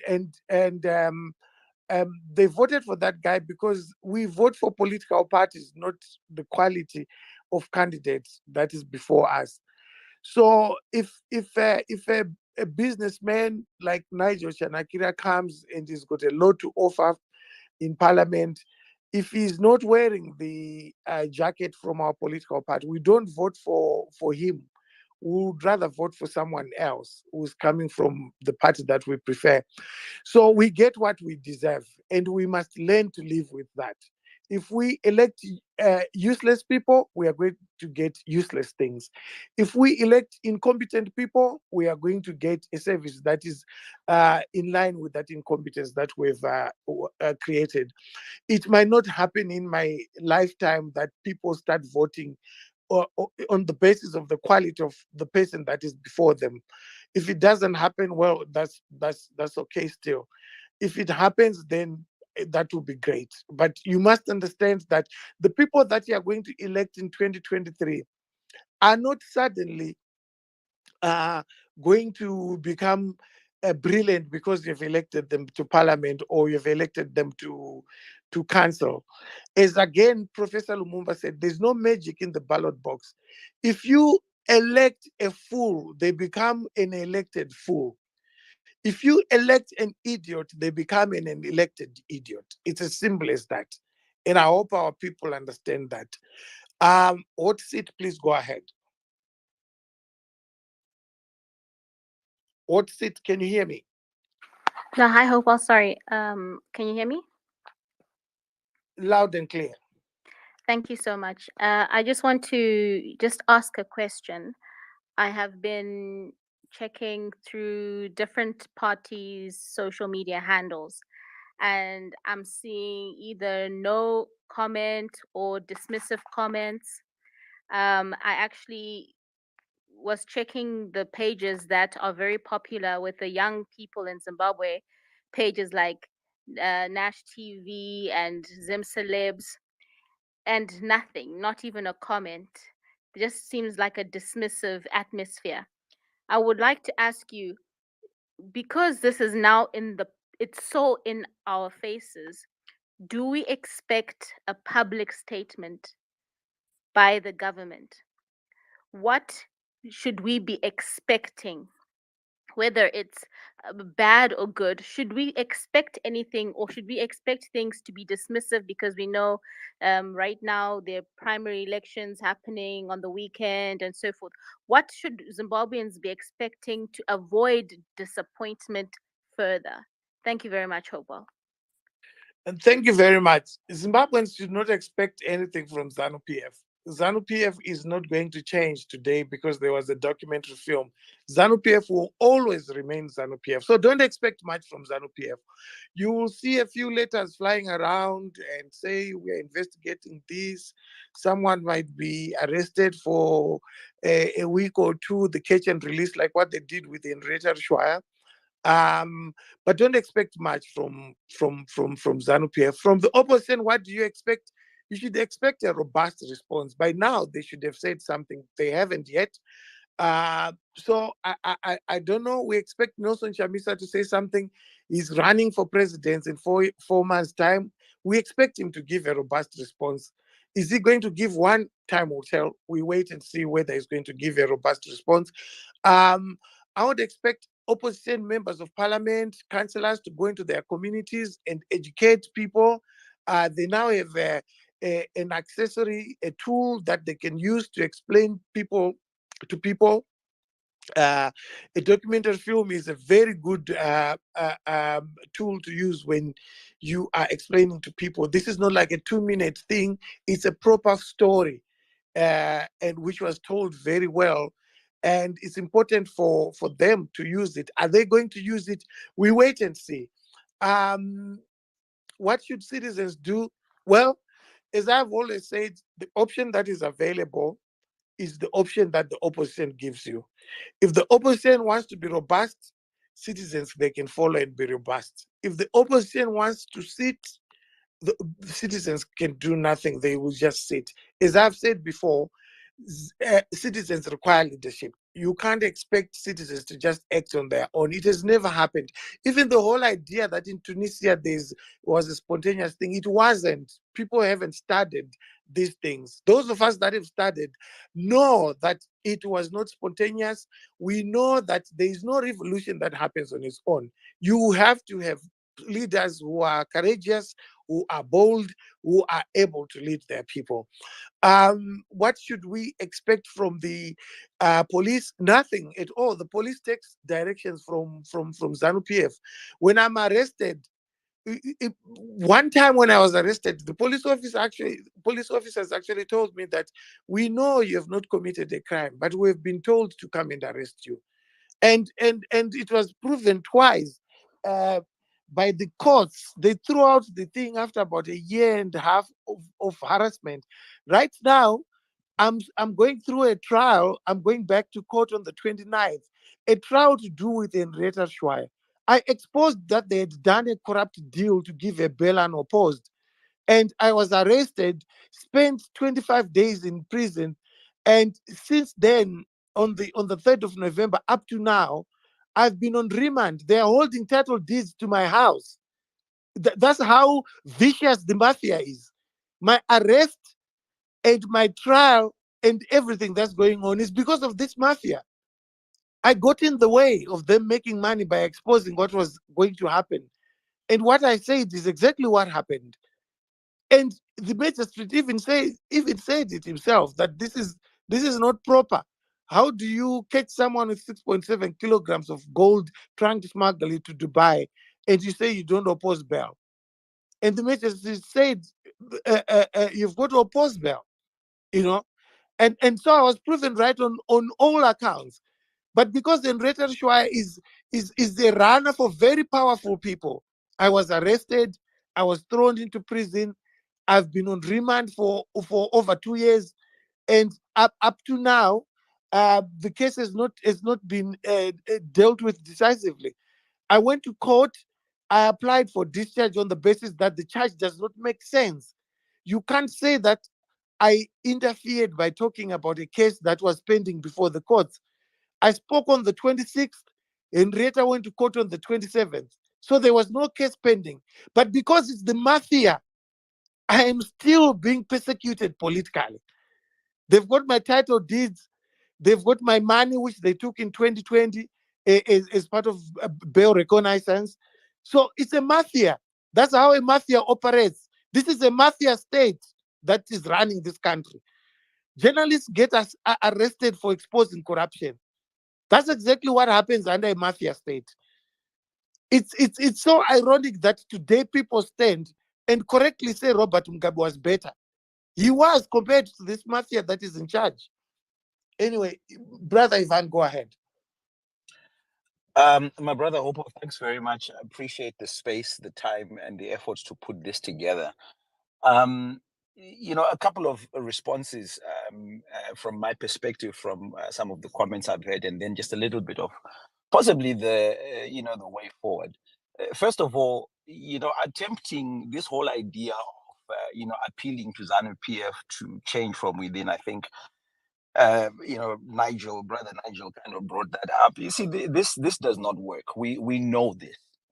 ZANU-PF has been in power for over 40 years now. There has been no change. Many people have gone and tried to do the within, change from within. They go in and they become the exact same thing.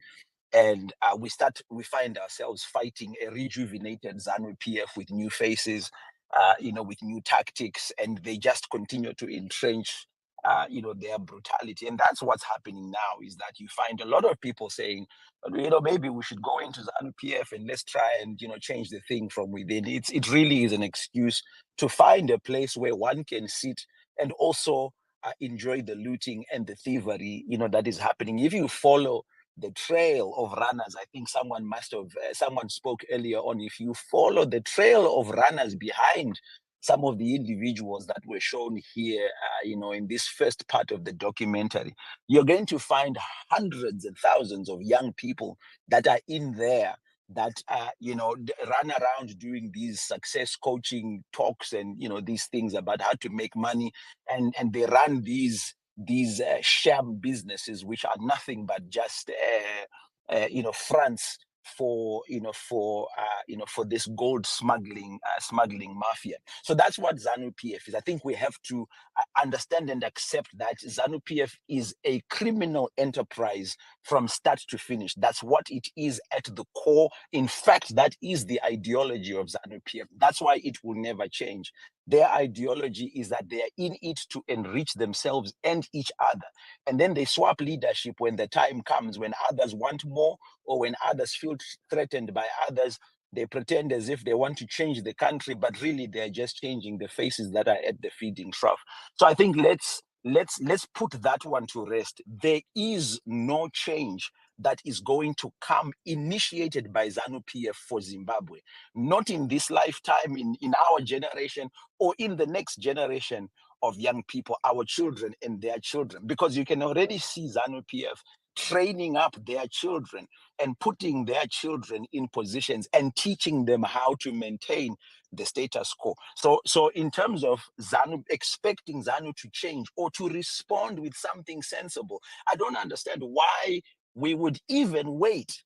Let's hear what ZANU is going to say. It is a foregone conclusion that they will say nothing that will change this situation. Even if they said something that seemed as if something amazing was going to happen, understand that at the core of it is that it is just theater to quieten the masses. It is just a performance for people to calm down and for their anger to simmer so that they can continue to do what they've always been doing. So nothing is coming from that quarters that is going to be of any benefit to anyone who cares about Zimbabwe.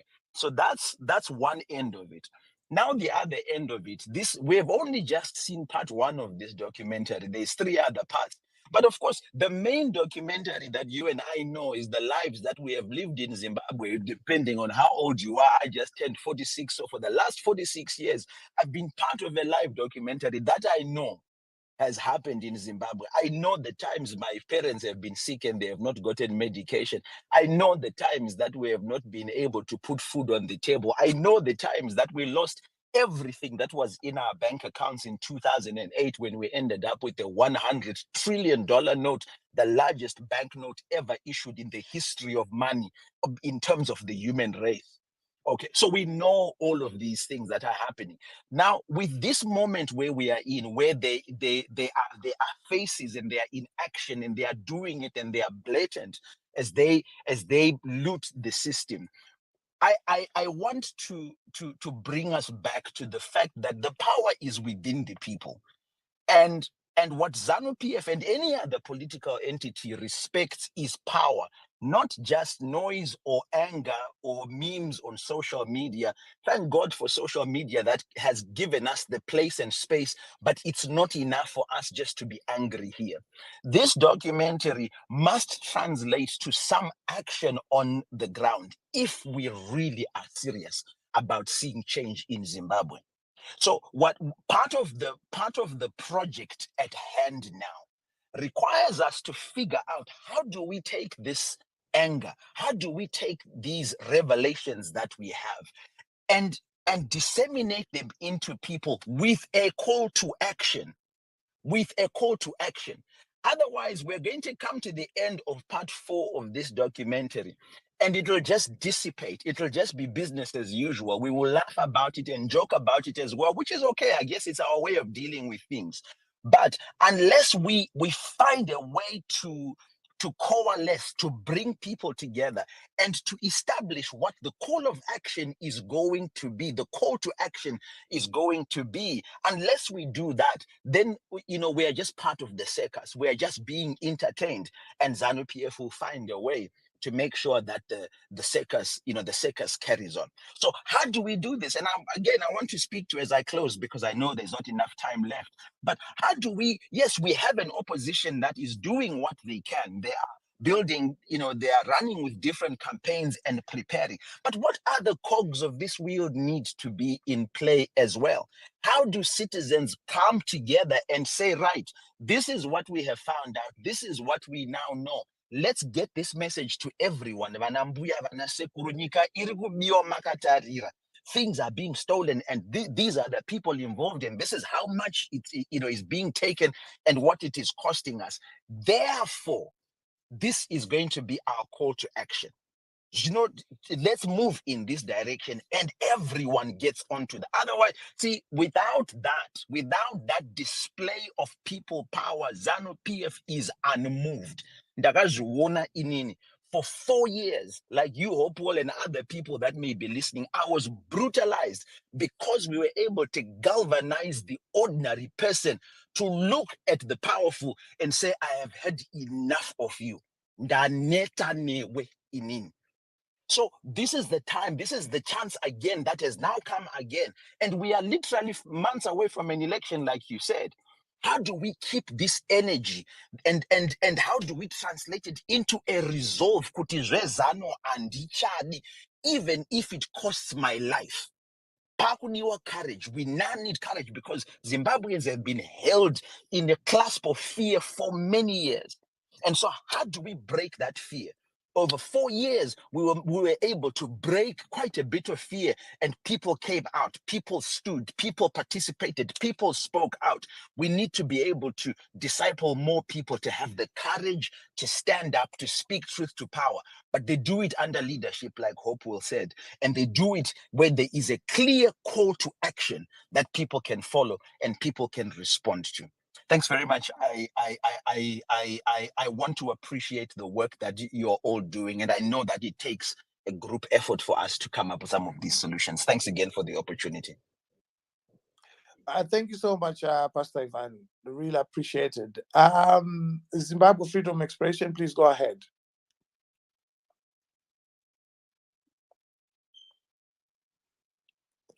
Zimbabwe Freedom Expression, can you hear me? Okay, Shepard, please go ahead. Oh, Zimbabwe couldn't hear when Pastor was speaking. I don't know whether he can hear me. Zimbabwe, can you unmute? There seems to be a problem. Let's go to Shepard. Okay, thanks, Hope. Yeah, through all of this, our institutions as a country are nowhere to be seen. Zimbabwe Anti-Corruption Commission is nowhere in the picture. It shows that the state capture that we are seeing now at a higher level started way back when the institutions that are supposed to keep people in power in check, when they were being hollowed out. In the long run, in the long term, we need to make sure that we have institutions on the ground that are functional, and we need to hold our leaders accountable. We are not at odds when we are saying that people need to be active and that there needs to be leadership. What I was saying that people should not give out their agency to political parties. What I meant was that people need to be active. When someone comes and becomes a leader and leads, people should stand up and say, I am here, rather than people just disappearing into the crowd. So it's important for people to stand up with the leadership and take action. and hopefully Zimbabwe will rise. Sis Sophie really left me in my feels. You know, you could hear that she was overwhelmed. Most of us are really sad, not just about Zimbabwe, but about a lot of things that are happening on the African continent, especially. And it's time that we reach a point where we say we will not keep quiet, and we're going to keep up the pressure, and we need to really make sure that we steer this ship in the right direction. Thank you. Thank you very hello? much. So very sorry, I couldn't hear everyone. I'm not sure if you can hear me. Yes, we can hear Otherwise, you. I'll go back down if you We can't can hear me. you. We can hear you, Zimbabwe.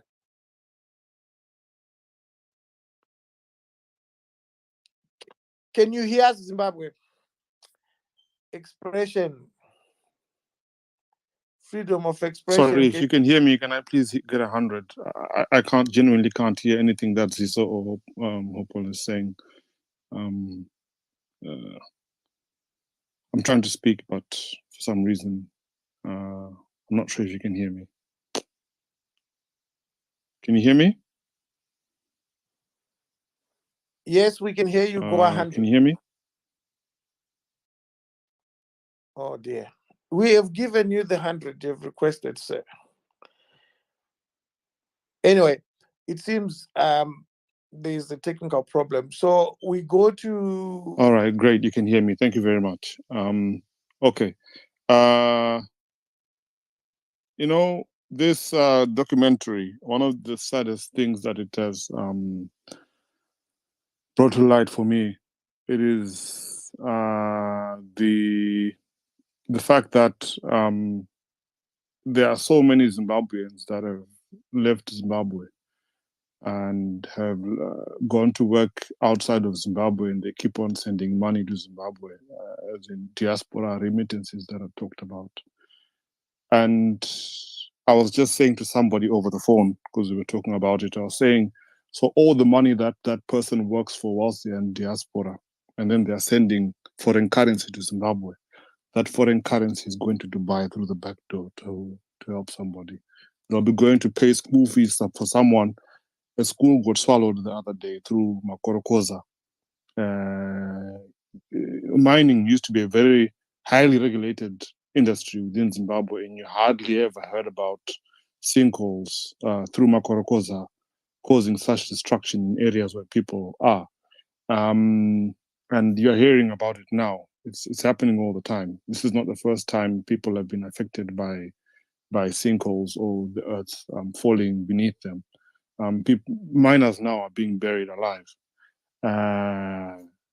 People are sending money from diaspora, and then it ends up in Dubai.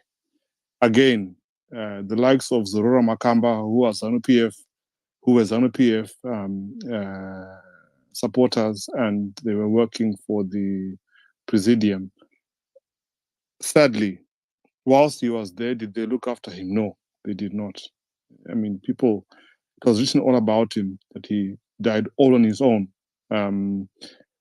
Again, money that was being sent that was supposed to be used for healthcare, the likes of DJ Biscuit, Dr.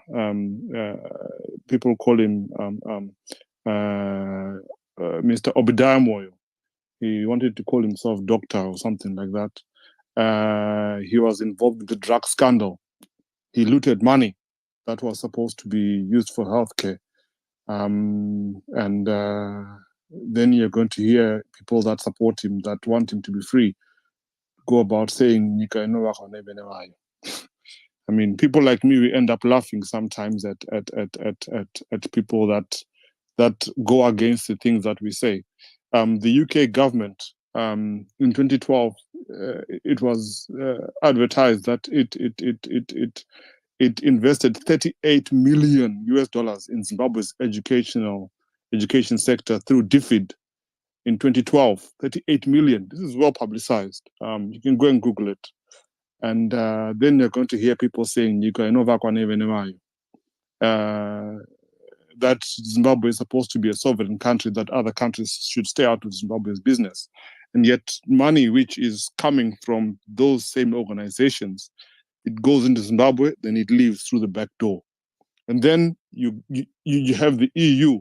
Just earlier this year, the EU invested 209 million euros into women empowerment grant. Not even a single ZANU-PF individual went out and said, by the way, can you please help us to keep Mr. Hopewell Chingono quiet by building maternity units inside our hospitals? Can you please help us to get medication? No. They don't care about that. What they care about is taking money out and sending it to Dubai, illicit money outflows.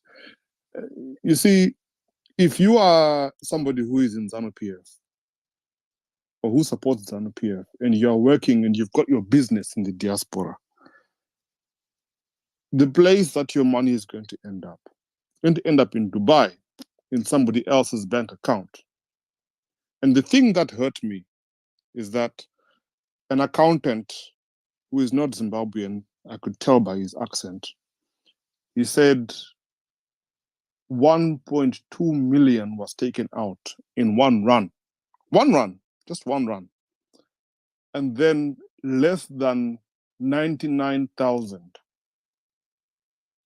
actual money, cash, was brought back into Zimbabwe. That is what is called wholesale grand looting of biblical proportions. If that, even no matter how much you support ZANU-PF, you definitely have got relatives that need healthcare, that need school fees, and you will always send money to Zimbabwe.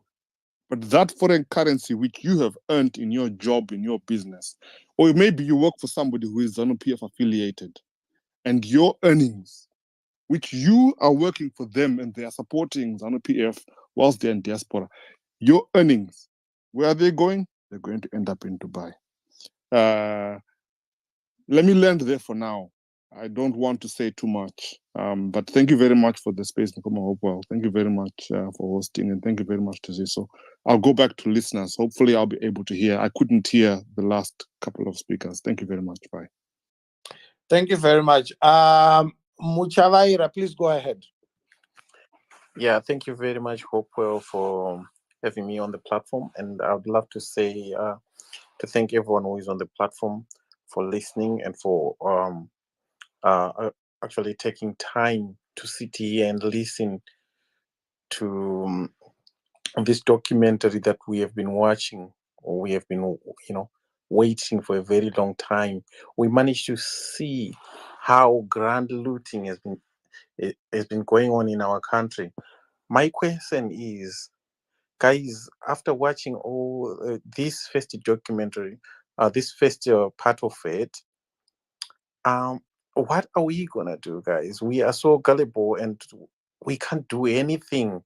We can't do absolutely anything at all.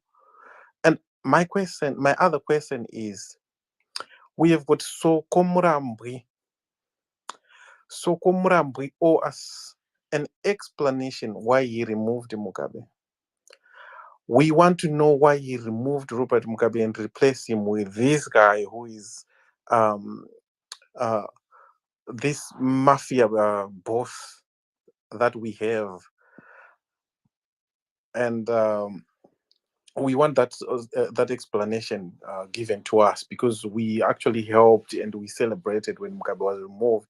And what Mugabe did, he just said "Asante sana," which means, well, I'm not very good at Swahili, but this is what we are seeing right now.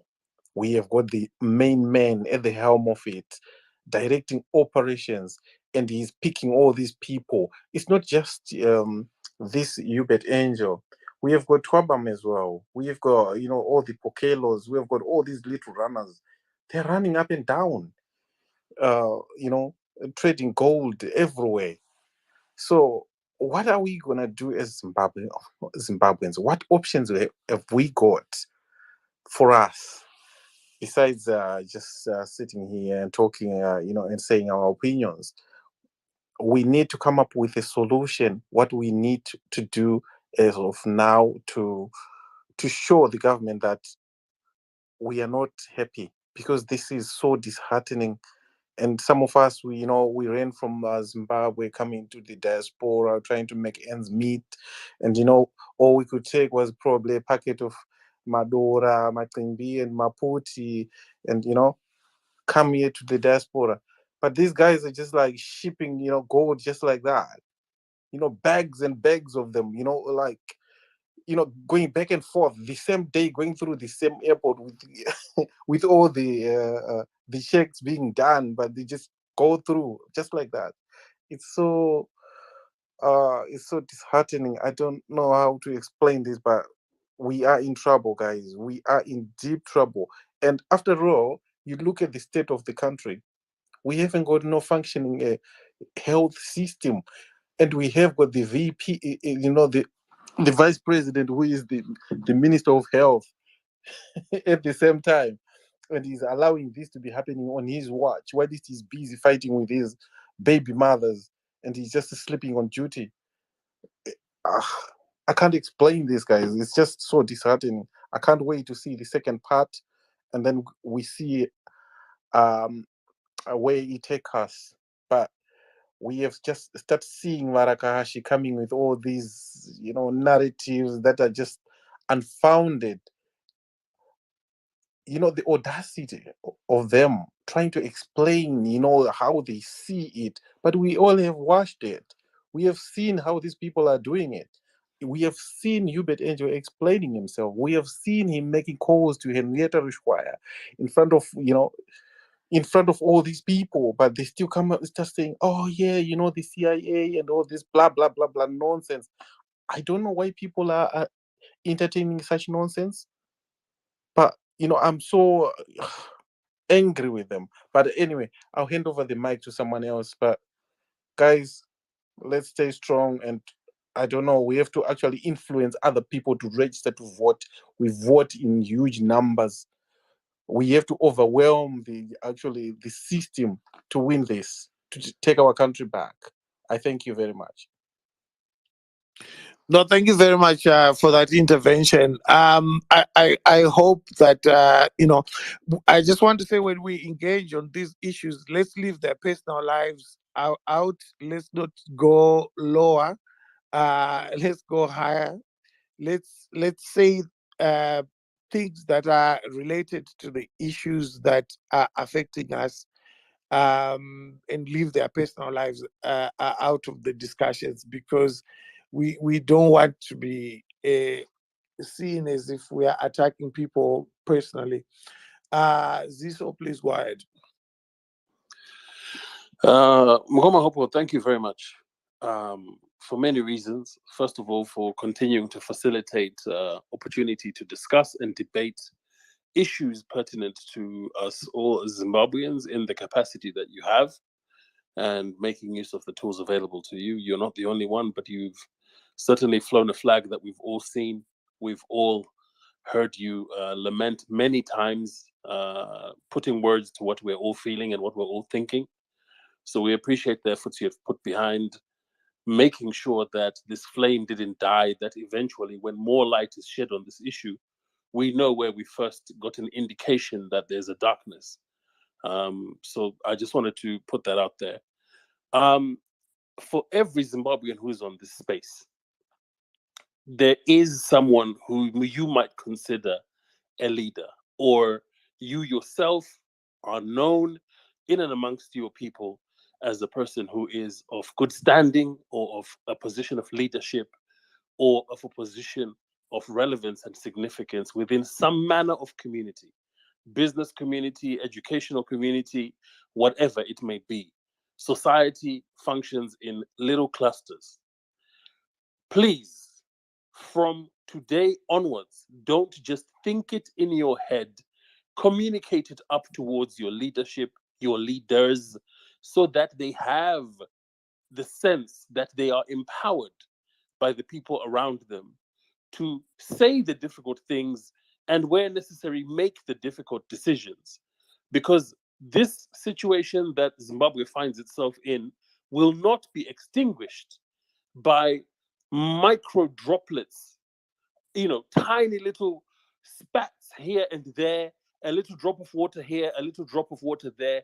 It is a big burning fire, and it needs an overwhelming dousing from the feelings of Zimbabweans everywhere. It requires us all collectively to go to the highest level of what we consider leadership and empower that person or those people to begin to say what we all know we need to do. We all know that sacrifice is going to shift this needle. Anything less than that, and there is money behind the resistance. You've seen a small chink of how much money is there to resist. And they will rather use it to resist, to prove points.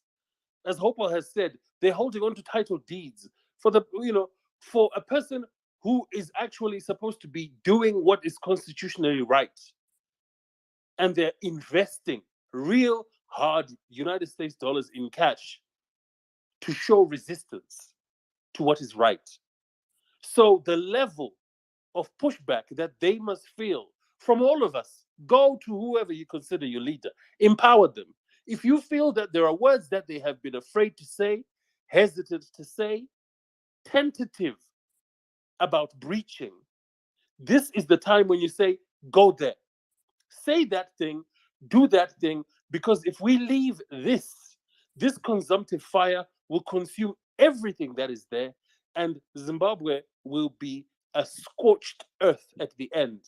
What will be left is a barren, desert-like land where once the potential was there for it to sustain its entire population while remaining green and pleasant. The resources will go. These are finite. There will be no more once what is being extracted right now is gone.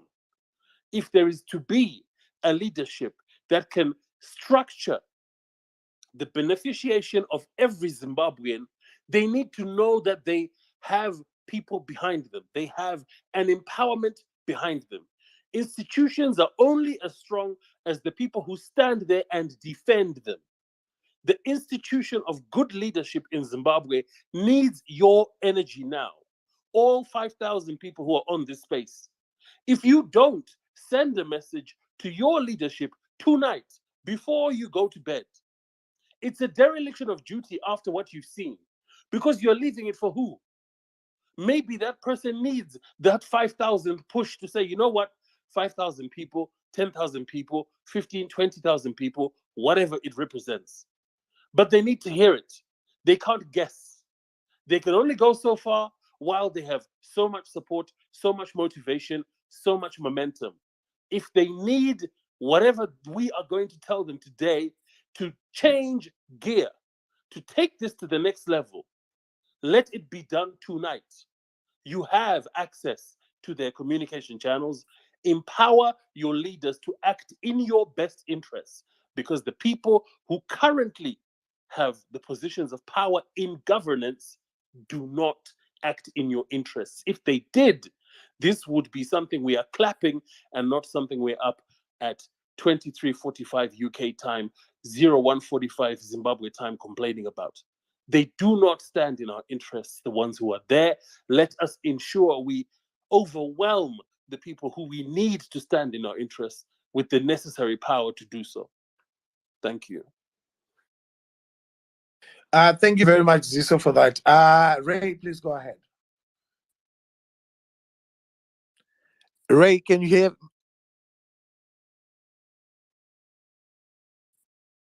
Ray Gusai, can you hear me? Well, it seems we have a communication problem there with Ray. I would like to thank everybody who came to this space. Unfortunately, we couldn't get our guests onto the floor because I think it just became too big a space. So I'll arrange again, maybe Saturday or Sunday, to have another space so that you can ask your questions to the Al Jazeera team that made these 4 documentary films. We've watched one of them. The other three are yet to come. I think they said they'll be dropping a film every week until the four films have been broadcast.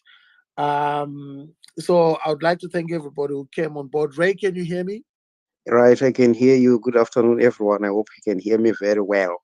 First of Okay. all, I would like to say Hawala, itwa neve nevayo. I think you've seen that. Nanyara. I felt ashamed to be Zimbabwean because of those people. But anyway, I heard someone mentioning of ZAC, Zimbabwean Anti-Corruption Commission. Guys, please forget about that organization. ZAC in Zimbabwe needs its own ZAC again. Anti-corruption in Zimbabwe inotodawo anti-corruption yayo. Very rotten to the core. Number two, this is an own goal yaitwa neZANU-PF kana kuti a penalty in favor of the opposition. I'm sure the leadership ye opposition in our country must utilize this chance and score, because the ball is already in the penalty box.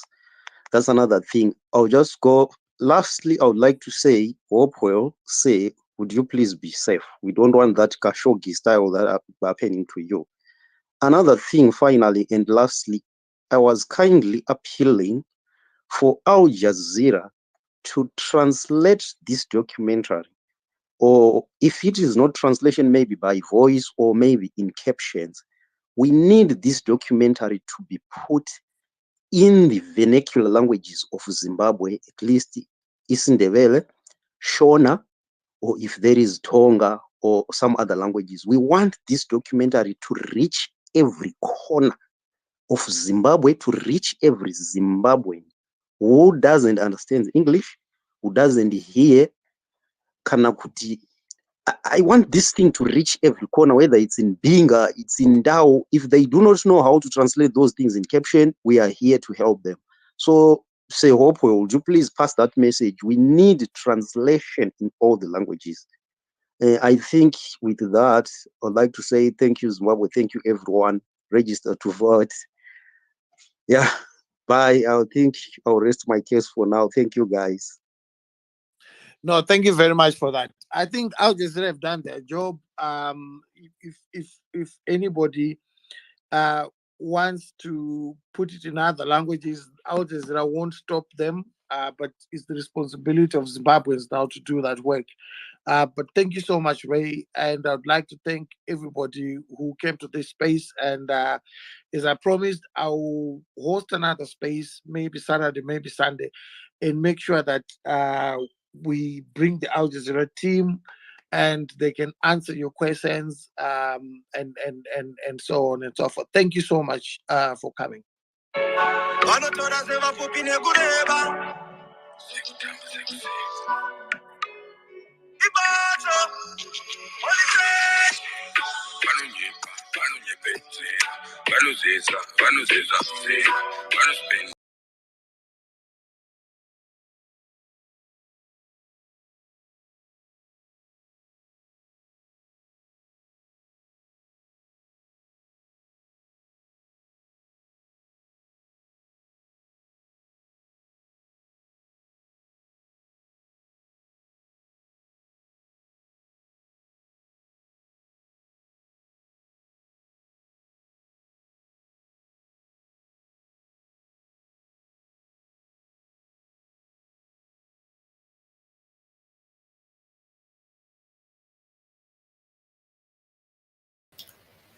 Thank you so much, our viewers and listeners, for listening. We appreciate you for tuning in. Thank you so much for your time. Please keep checking. We will have more broadcasts of this type. We'll keep you informed. We have a lot of stuff to share with you guys. We really appreciate you being here, spending time with us, listening to this analysis. More is coming. Just keep checking. We'll come back with something else soon. We'll leave you listening to this song by Sibo.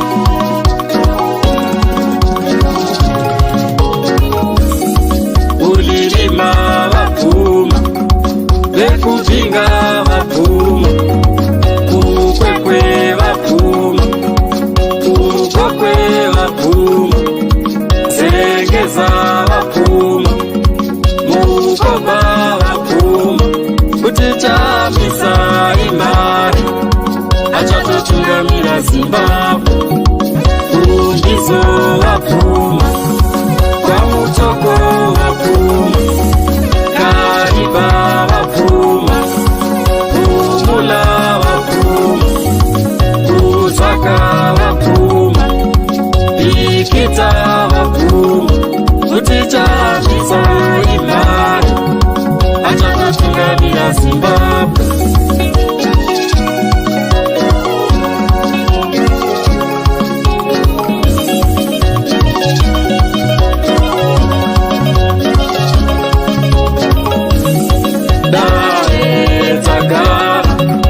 Bashami wese wapuma, kutitamisa imari, achatotungamira Zimbabwe. Dare Takara, diaspora yapuma, kutitamisa imari, achatotungamira Zimbabwe. Dare Takara, munorofirika inozapuma, kutitamisa imari, achatotungamira Zimbabwe. Dare Takara, ndirozi dzekudeka dzapuma, kutitamisa imari, achatotungamira Zimbabwe.